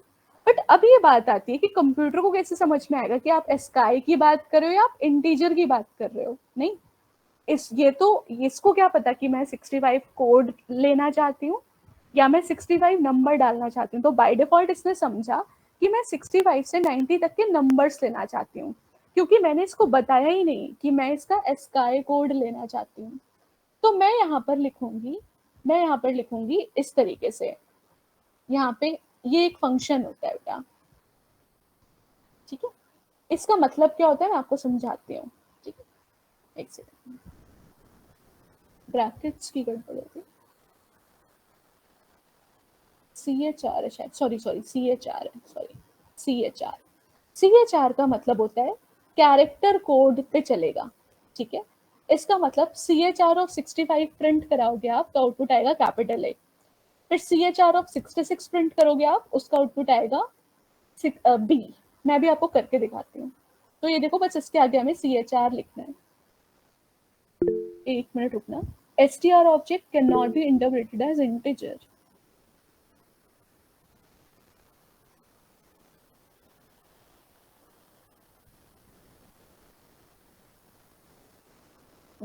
एक सेकेंड।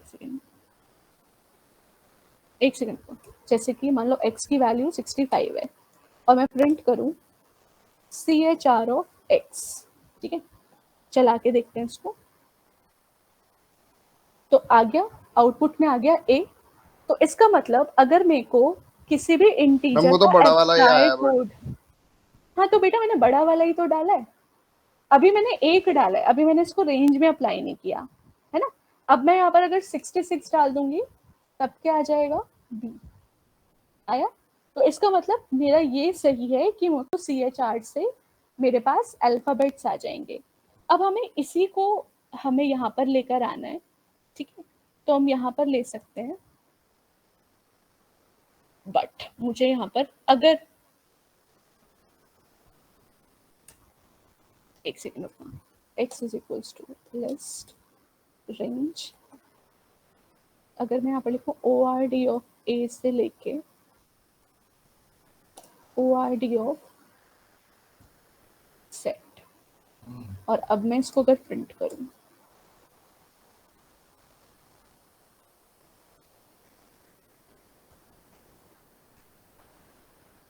अभी भी नहीं आ रहा ये।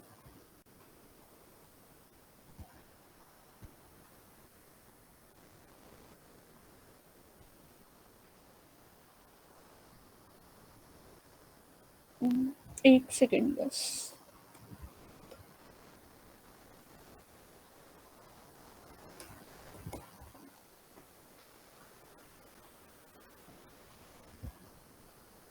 str cannot be interpreted as integer। Ma'am character को हम कैरेक्टर के अंदर सॉरी बेटा, मेरे को यहाँ पे कोड डालना पड़ेगा। सॉरी, मुझे यहाँ पे रेंज नहीं हाँ हाँ मुझे यहाँ पे 65 से डालना पड़ेगा 91 तक। यही कर रहे थे ना अभी हम। मैंने शायद उसको कोड्स में डाल दिया था। एक सेकेंड।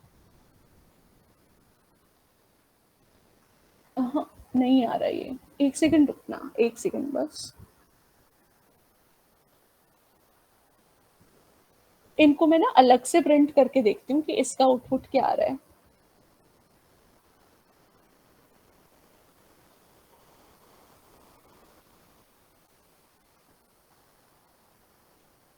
एक सेकेंड, सॉरी।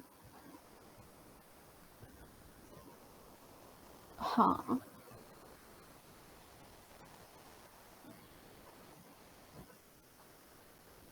ये तो ए प्रिंट हो रहा है। मैं एक काम करती हूँ, मैं इसको ना एक थोड़ा डिफरेंट वे में करती हूँ। एक सेकेंड। मैम अगर हम रेंज बना दे पहले 65 से 91 की और उसको हाँ एग्जैक्टली हाँ हमें यही करना पड़ेगा। देखो बेटा, ये बार बार जो एरर आ रहा है ना वो इसका आ रहा है क्योंकि जो रेंज है वो A to Z एक्सेप्ट नहीं कर सकता। क्यों? समझो, यहाँ पे जो रेंज है वो A to Z एक्सेप्ट ही नहीं कर सकता चाहे मैं कन्वर्ट कर लूँ। तो इसका मतलब मुझे प्रिंट में अपना लॉजिक लिखना पड़ेगा। ठीक है, इसका मतलब मुझे जो मेरा लॉजिक है वो प्रिंट में लिखना पड़ेगा, क्योंकि यहाँ पे मैं कुछ भी लिख दूं वो नंबर्स ही एक्सेप्ट करेगा। मैं वो यहाँ पर A to Z कैसे भी नहीं ले पाएगा। तो मैं एक काम करती हूँ, मैं यहाँ पे 65 से यहाँ डालती हूँ और मैं मेरे प्रिंट में काम करती हूँ। ठीक है, जब मैं इसको प्रिंट कर रही हूँ ना तब मैं इसको चेंज करती हूँ। देखो मैंने अभी यहाँ पर रेंज बनाया, ठीक है, और अब मैंने यहाँ पे ये रेंज डाल दिया। ठीक है, अब जब मैं इस रेंज को प्रिंट कर रही हूँ, अभी मैंने क्या किया था, आपकी लिस्ट, आप इसको लिस्ट में चेंज कर लिया था। ठीक है, अब मैं लिस्ट में चेंज नहीं कर रही, मैं थोड़ा सा अप्रोच अपना डिफरेंट ले रही हूँ।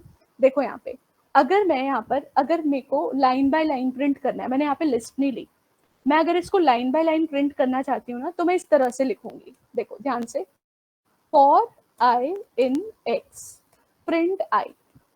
समझना इससे क्या होगा, इसका मतलब x की एक एक वैल्यू जो है वो i में आएगी और i को वो प्रिंट करेगा। जैसे कि अभी के लिए मैं इसे छोड़ रही हूँ, मैंने यहाँ पर लिखा 1 से लेके 5 तक, तो पहले रेंज में वैल्यू क्या है 1, तो x की वैल्यू क्या हुई 1, 1 आया i में, 1 प्रिंट हो जाएगा। फिर क्या आया 2, फिर क्या आया 3, फिर क्या आया 4। तो इस तरीके से आउटपुट क्या आएगा 1 2 3 4। पहले जो आउटपुट आ रहा था वो एक लाइन में एक लिस्ट में आ रहा था, ये देखो, क्योंकि मैंने उसके आगे लिस्ट लिखा हुआ था। अब मान लो मुझे लिस्ट नहीं चाहिए, मुझे इस तरीके से प्रिंट करना है, तो ये आया। अब मैं वापस आती हूँ अपने अल्फाबेट वाले क्वेश्चन पे। तो अल्फाबेट वाला क्वेश्चन क्या था कि हमें A to Z तक प्रिंट करना है। तो A का कोड क्या था 65 और Z का कोड क्या था 90, तो मेरे को यहाँ पर लिखना पड़ेगा 91। अब अगर मैं इसको अप प्रिंट करूं तो ये देखो ये सारे नंबर्स प्रिंट कर दिए इसने, बट अगेन मुझे यहाँ पर नंबर प्रिंट नहीं करने थे, मुझे यहाँ पर क्या प्रिंट करना था, कोड प्रिंट करना था। तो कोड प्रिंट करने के लिए मैं इधर लिखूंगी CHR, क्योंकि जो मेरा रेंज है वो अल्फाबेट एक्सेप्ट ही नहीं करेगा। तो मैं जब प्रिंट कर रही हूँ ना तब मैं यहाँ पर प्रिंट कराऊंगी CHR लिख के इस तरीके से। और अब अगर मैं इसको रन करूं, देखो आ गया। यही चाहिए था हमें A से लेके Z तक। प्रॉब्लम ये हो रही थी कि रेंज जो है वो अल्फाबेट एक्सेप्ट ही नहीं करता, तो रेंज में हम अल्फाबेट डालने की भी कोशिश करेंगे वो नहीं लेगा। ठीक है, तो रेंज में हमने सिर्फ कोड डाला, बस जब हम उसको प्रिंट कर रहे हैं ना तो प्रिंट करते टाइम हम आई को प्रिंट ना करके हम उसकी एस्काई वैल्यू को प्रिंट कर लेंगे। तो किसी भी कैरेक्टर की एस्काई वैल्यू को प्रिंट करने के लिए पाइथन में CHR होता है, तो CHR का हम इस्तेमाल करेंगे प्रिंट करने के लिए, क्योंकि अगर मैं CHR नहीं लिखूंगी तो ये इसको इंटीजर समझेगा। ठीक है, ये इसको इंटीजर समझेगा। अब मैं इसको बोल रही हूँ इंटीजर मत समझो, इसको इवेलुएट करो एस्काई कोड में, तो उसके आगे मेरे को CHR लिखना पड़ेगा, ठीक है। और अब अगर मैं इसको रन करूँ तो ये इस तरीके से आ गया, ठीक है। अब इसी तरीके से अगर आपको चाहिए क्या स्मॉलेस्ट, तो स्मॉलेस्ट ए होता है 97 और स्मॉलेस्ट जेड होता है 122। तो आपको लूप कहाँ से कहाँ तक चलाना पड़ेगा, 97 से 123 तक। अगर आपको स्मॉल A to Z चाहिए तो आपका कोड चेंज हो जाएगा। अब देखो ये स्मॉल वाले आ गए, पहले कैपिटल वाले आ रहे थे क्योंकि कैपिटल वाला कोड लिखा था, अब स्मॉल वाले आ रहे हैं क्योंकि स्मॉल का कोड लिखा है। आया समझ में? दोबारा से समझाऊं, फॉर आई इन एक्स का मतलब, फॉर आई इन एक्स का मतलब फॉर होता आई है, क्या है मैम? हाँ बताती हूँ बेटा, ये ना लूप होते हैं, ठीक है।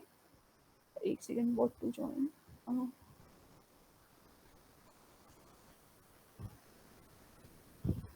हाँ बताती हूँ इसका वर्क कैसे होता है। देखो ये आपको समझ में आया कि x में क्या आएगा, पहले आएगा 97, फिर आएगा 98, फिर आएगा 99 and so on. For I in x का मतलब होता है बेटा x की वैल्यू एक एक करके i में आएगी और प्रिंट हो जाएगी। पहले x में आया 97 तो i की वैल्यू हो गई 97, फिर x में क्या आया 98 तो i में आ गया 98, फिर x में क्या आया 99, i में क्या आ गया 99। मतलब जब तक ये रेंज चल रही है ना उसकी वैल्यू एक एक करके i में आती जाएगी और हम उसे प्रिंट कराते जाएंगे। ये कब तक चलेगा, जब तक रेंज खत्म नहीं होती। जैसे रेंज खत्म हो गई ये फॉर भी एग्जिट हो जाएगा। समझ में आया? ये तभी तक चलेगा जब तक रेंज में नंबर्स हैं। जैसे ही रेंज में नंबर्स खत्म हुए वैसे ही फॉर आई वाला एग्जीक्यूशन स्टॉप हो जाएगा। समझ में आया सक्षम? यस मैम आ गया। ठीक है, तो ये रेंज समझ में आया। अब रेंज में ना बहुत सारी वैरायटीज हैं कि हम और तरीकों से भी रेंज को लिखा जा सकता है। जैसे मान लो मैंने अब यहाँ लिखा, अब मैंने यहाँ लिखा फॉर आई इन रेंज, ठीक है, और मैंने यहाँ पर लिख दिया 3, ठीक है, और मैंने प्रिंट किया आई को। तो यहाँ पर अब आपके हिसाब से क्या आना चाहिए, क्योंकि मैंने सिर्फ एक ही नंबर दिया है 3, तो ये रेंज कहाँ से कहाँ तक बनेगी। देखो बेटा जब भी रेंज में एक नंबर होता है ना तो ये कभी भी स्टार्टिंग नहीं होता, ये होता है एंडिंग नंबर। ऊपर देखो मैंने क्या यस लिखा है, मैम स्टार्टिंग और एंडिंग स्टार्टिंग जो है, हाँ मैंने लिखा है स्टार्टिंग ऑप्शनल है। अगर आप स्टार्टिंग नहीं बताते तो 0 से शुरू होता है, यहाँ पे देखो लिखा है। अगर मैंने कोई स्टार्टिंग नंबर नहीं बताया तो बाय डिफॉल्ट वो 0 ले लेगा, यानी ये रेंज बन जाएगी 0 1 2। 3 क्यों नहीं आएगा, देखो इसका आउटपुट आएगा 0 1 2 आया। 3 क्यों नहीं आया, क्योंकि हमने एग्जाम में ज्यादा नहीं लिखा। हाँ एग्जैक्टली क्योंकि एक्सक्लूड होता है। वेरी गुड, इसका आंसर आएगा 0 1 2, क्योंकि जब हम रेंज में स्टार्टिंग स्पेसिफाई नहीं करते तो हम बाय डिफॉल्ट 0 लेता है, ठीक है। यानी रेंज में हमें ये बताना कंपलसरी है। देखो यहाँ पे स्टार्टिंग भी कंपलसरी, स्टार्टिंग भी ऑप्शनल है और स्टेप भी ऑप्शनल है। कंपलसरी क्या है, एंडिंग। ये बताना जरूरी है कि रेंज कहाँ तक चलेगी। अगर आपने ये भी नहीं बताया तो आपका एरर आ जाएगा, ठीक है। स्टार्टिंग मत बताओ चलेगा, क्योंकि अगर आपने स्टार्टिंग नहीं बताया तो वो 0 से शुरू कर देगा। एंडिंग आपको बताना पड़ेगा, कंपलसरी है। उसके बाद आते हैं स्टेप। स्टेप का मतलब क्या होता है, देखो अगर मुझे प्रिंट करना है 10 से लेके 20 तक, इधर आते हैं वापस से, अगर मुझे प्रिंट करना है 10 से लेके 20 तक तो मैं लिखूंगी 10 से लेके 21, ठीक है। और अगर अब मैं इसे प्रिंट कर रही हूँ तो ये ऐसे 10 से 20 तक प्रिंट हो गया। बट मैं बोलूँ मुझे ना 10 के बाद 12 चाहिए, फिर 12 के बाद 14 चाहिए, इसके बाद 16, फिर 18, ये होता है स्टेप। तो मैं यहाँ पर लिखूंगी 2, यानी कि 2 के गैप में आए। ये देखो आया समझ में? तो थर्ड पैरामीटर है वो ये बताता है कि कितना स्टेप चाहिए। तो मैम इससे तो हम अपना टेबल भी लिख सकते हैं, 5 5 के गैप में 5 का टेबल। एग्जैक्टली बिल्कुल लिख सकते हैं, है ना। 5 5 के गैप में 5 का टेबल लिख सकते हैं, बिल्कुल। क्या लिखेंगे बताओ? आप बताओ सक्षम, क्या लिखेंगे यहाँ पे, कैसे मैम लिखेंगे? यहाँ पे 5 स्टार्टिंग होगा 5, हाँ, एंडिंग क्या होगा? 10 वो 10? 11 और नहीं 5 नहीं बेटा, नहीं, सॉरी सॉरी 100 50 होगा ना, अगर हम 10 तक ही जा रहे हैं तो, है ना? हाँ और 10 तक जा रहे हैं तो 50 और होगा। 51 लिखेंगे ना, क्योंकि अगर हाँ 50 51 को भी हाँ इंक्लूड करना है तो यस ये 5 का टेबल बन गया, है ना? चला के देखते हैं इसको, आया? 5 के बाद 5 का यस गैप, मैम। फिर 5 का गैप, तो इस तरीके से हम लिख सकते हैं। और आप देखो बेटा, यहाँ पे जो मैंने एक्स वेरिएबल एक्स्ट्रा लिया है, मुझे इसकी भी जरूरत नहीं है। ये जो रेंज है ना, ये उठा के मैं सीधा इस एक्स की जगह डाल देती हूँ, मैं सीधा ऐसे लिख सकती हूँ, मुझे एक एक्स्ट्रा एक्स वेरिएबल बनाने की मैम जरूरत कितने नहीं का है। भी टेबल लिख सकते हैं ना इससे? बिल्कुल, कितने का भी टेबल लिख सकते हैं, इसको हम डायनामिक भी बना सकते हैं। हाँ, यस दीपक, सही बताया आपने, 5, 51, 5, बिल्कुल ठीक है। अब बेटा ये तो सही है, प्रॉब्लम आप लोगों को तब थोड़ा फेस करना पड़ेगा जब हमें रिवर्स में करना है। प्रॉब्लम वहां भी नहीं है, बस एक बार कॉन्सेप्ट समझ लो। जैसे अब मैं बोलूं आपको प्रिंट करो 10 to 1, ठीक है, उल्टा प्रिंट करना है, ठीक है। तो जब आप उल्टा प्रिंट करोगे तो आपको ऐसे लिखना पड़ेगा, फॉर आई इन रेंज, आपको 10 से लेके 1 तक चाहिए, आपको घटाना है, तो स्टेप यहाँ पर हमें लिखना पड़ेगा -1। आया समझ में? जब हम घटा रहे हैं ना, बैकवर्ड जा रहे हैं, तो हमें यहाँ पर -1 लिखना पड़ेगा। अगर मैं ये -1 नहीं लिखूंगी तो मेरा कोड नहीं चलेगा। मैं अभी आपको करके दिखाती हूँ। तो मैं बोल रही हूँ 10 से 1 तक जाओ, एक एक घटा के, और प्रिंट मैं करा देती हूँ आई को, ठीक है। अब आउटपुट क्या आएगा? क्या 10 से 1 तक प्रिंट होगा?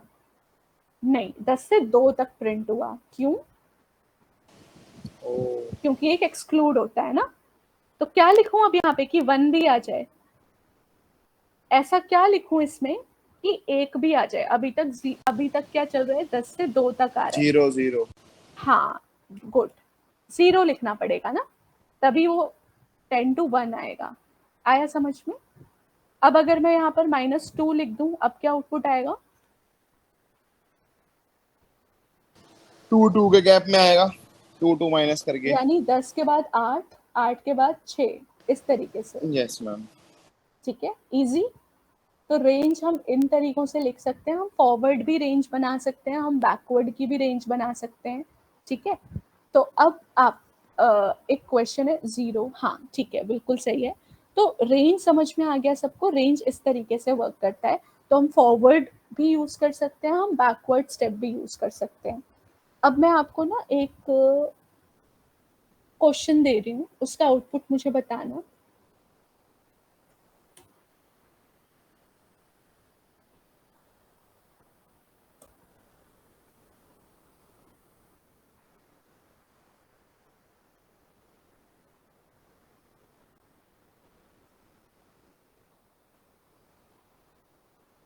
इधर देखो बेटा, अगर मैंने लिखा 100 से 30 और मैंने ये स्टेप नहीं दिया, तो इसका कुछ भी आउटपुट नहीं आएगा।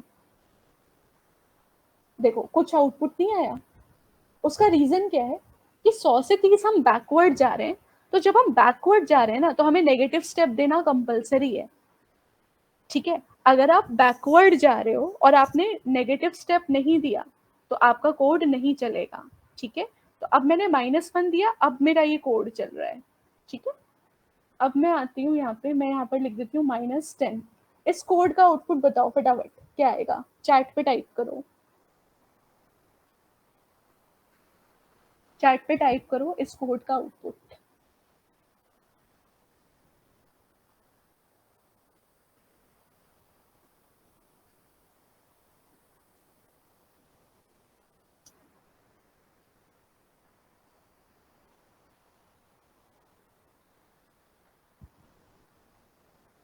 हम्म,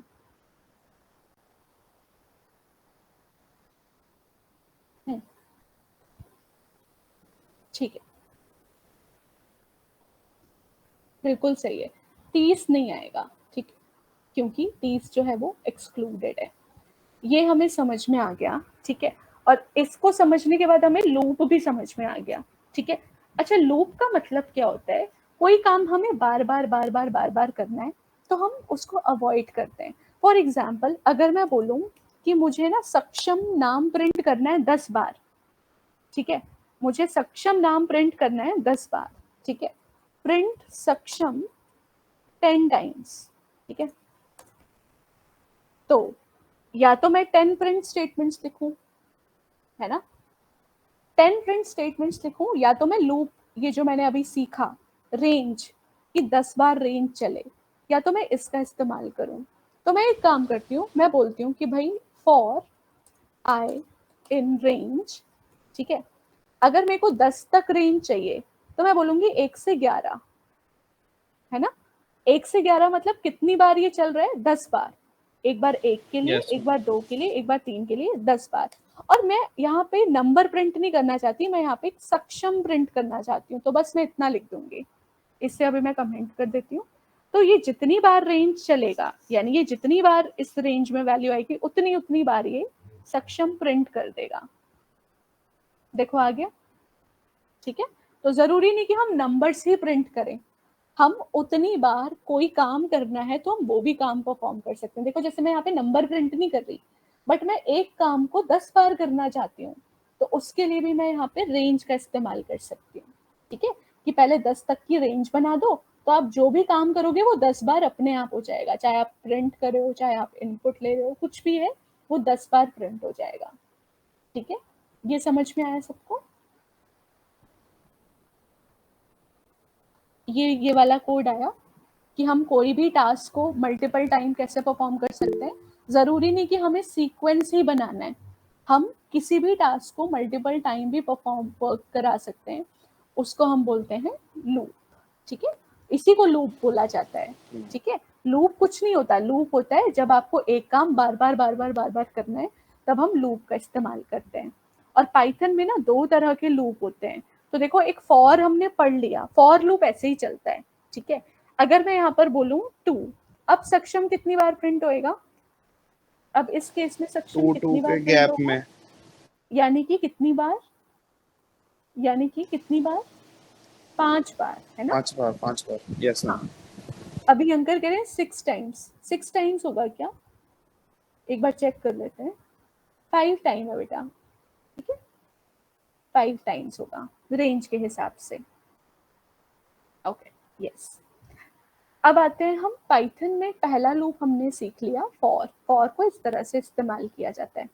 अब हम आते हैं वाइल लूप पे। तो देखो वाइल लूप जो है ना, वो भी सेम ऐसे ही है, ठीक है। तो मैं यहाँ पर लिख देती हूँ, in Python there are 2 loops. Loop हम कब इस्तेमाल करेंगे? जब कोई काम हमें रिपीटेडली करना है, सिंपल। जब कोई टास्क हमें रिपीटेडली करना है तब हम लूप का इस्तेमाल करते हैं। जैसे मैं बोलूँ 50 स्टूडेंट्स की डिटेल इनपुट करो, तो क्या 50 लाइन में इनपुट लिखोगे? Input input input input input इस तरीके से लिखोगे? नो नहीं। मैम। तो यहाँ पर हम लूप का इस्तेमाल करेंगे, ठीक है। तो कोई भी काम हमें बार बार करना है तो हम वहां पर लूप का इस्तेमाल करते हैं। और पाइथन में 2 तरह के लूप होते हैं। पहला होता है फॉर लूप, जो भी हमने देख लिया, ये फॉर लूप होता है। दूसरा होता है वाइल लूप। वाइल लूप भी ना सेम होता है, बस इसका लिखने का तरीका अलग है। जैसे मैं आपको बताती हूँ वाइल लूप कैसे इस्तेमाल होगा। जैसे मान लो मैं आपको बोलूं प्रिंट कराओ 1 से 10 तक, ठीक है, यूजिंग वाइल लूप, ठीक है। अगर आपको 1 से 10 तक फॉर में करना होता तो आप रेंज में 1 से 11 डाल देते, हो जाता। यहाँ पर आपको कैसे करना पड़ेगा, देखो थोड़ा सा अलग है। हम एक वेरिएबल लेंगे, जैसे यहाँ पे हमने एक आई नाम का वेरिएबल लिया है, वैसे हम यहाँ पे एक वेरिएबल लेंगे और हम बताएंगे। इसका सिंटेक्स देख लेते हैं पहले कि लिखा कैसे जाएगा वाइल लूप। तो इसका सिंटेक्स होता है, पहले होता है इनिशियलाइजेशन। इनिशियलाइजेशन का मतलब होता है कि शुरुआत कहाँ से करनी है वो बताओ, ठीक है। क्योंकि कोई लूप शुरू कहाँ से होगा वो तो बताना पड़ेगा ना आपको, 1 से 10 तक करना है, 10 से 50 तक करना है। तो इनिशियलाइजेशन का मतलब होता है शुरू कहाँ से करना है, वेयर टू स्टार्ट,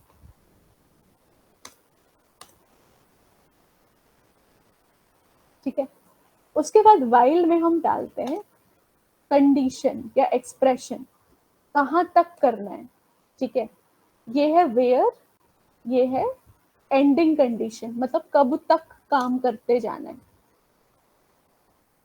ठीक है, कब तक करना है। फिर ये है body of loop. Body of loop मतलब प्रिंट करना है, इनपुट करना है, क्या काम करना है वो आप यहाँ लिखोगे, और इसी के जस्ट नीचे आप लिखोगे इंक्रीमेंट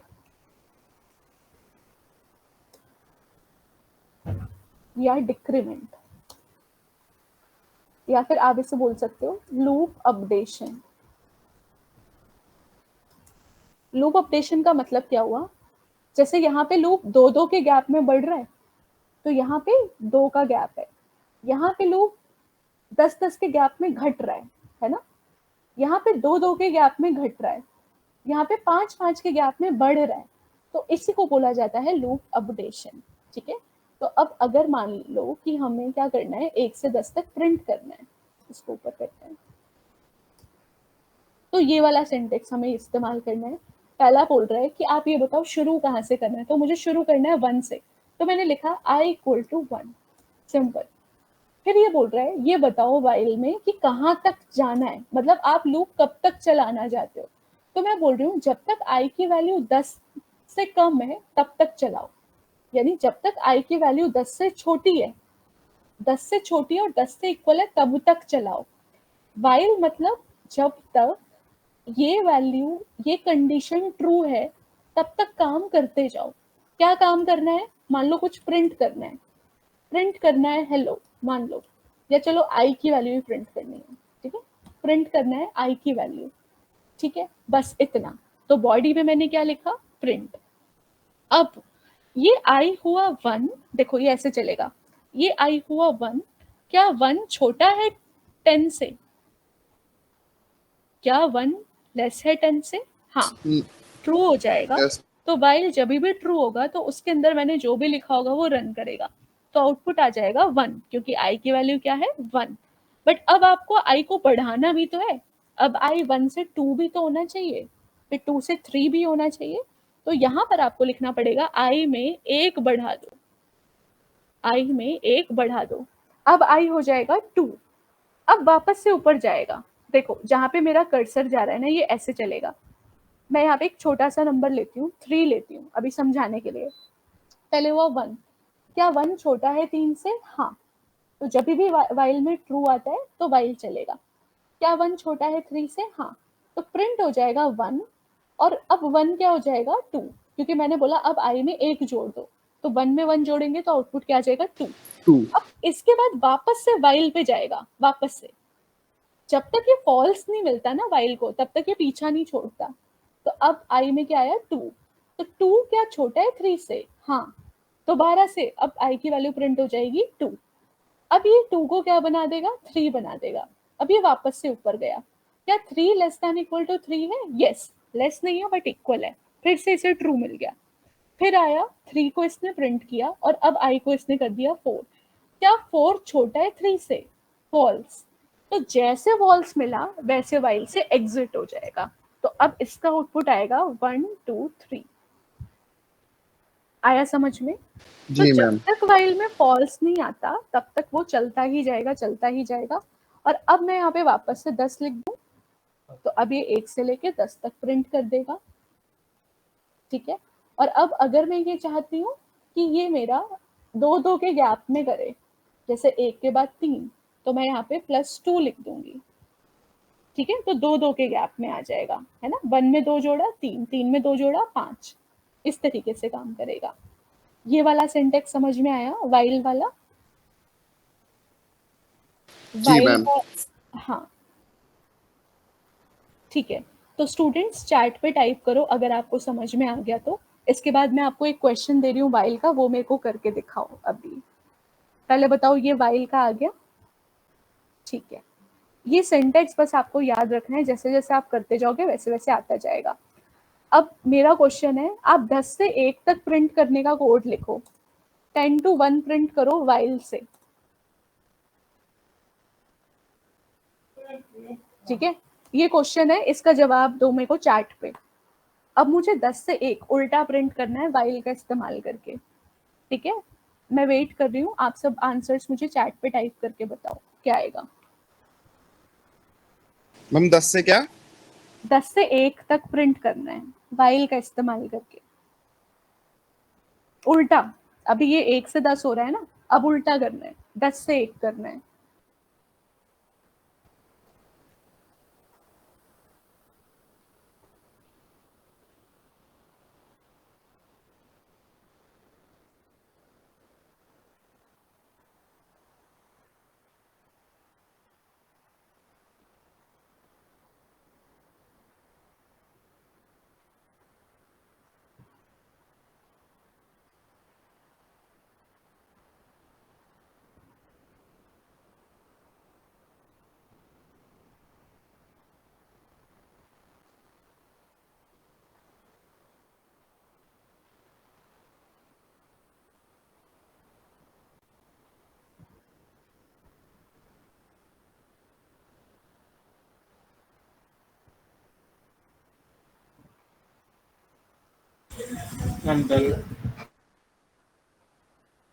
ओके, अभी अंकल ने लिखा है आई 10 से शुरू होगा। हाँ करेक्ट, करेक्ट अभी अंकल, बिल्कुल सही है। 10 से 1 तक चलेगा, सिंबल चेंज हो जाएगा, वेरी गुड। क्योंकि 10 बड़ा है ना 1 से, तो जब तक 1 से बड़ी वैल्यू है तब तक चलता जाएगा, प्रिंट करेगा और घट जाएगा जुड़ने की जगह। वेरी गुड, सही है। बाकी आप सब भी, बाकी लोग भी अपना आंसर बताओ फटाफट।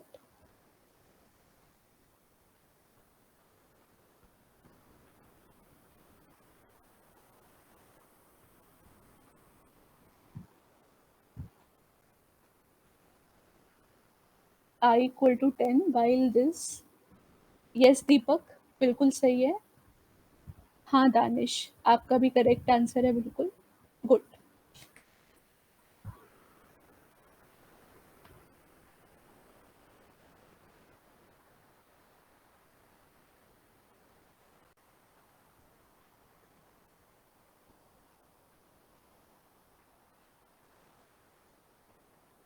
ठीक है, तो ये सही जवाब है। बस हमें यहाँ पे घटाना है और सिंबल बदल देना है, ठीक है। इस तरीके से हम लिखेंगे, 10 से शुरू करेंगे, जब तक 10 बड़ा है 1 से तब तक चलेगा और आए घटता जाएगा एक एक करके, ठीक है। देखो 10 से 1 तक प्रिंट हो गया। अब मैं ये चाह रही हूँ कि मैं एक टेबल प्रिंट करूँ। मैं वाइल से करती हूँ, फॉर से इसको करना।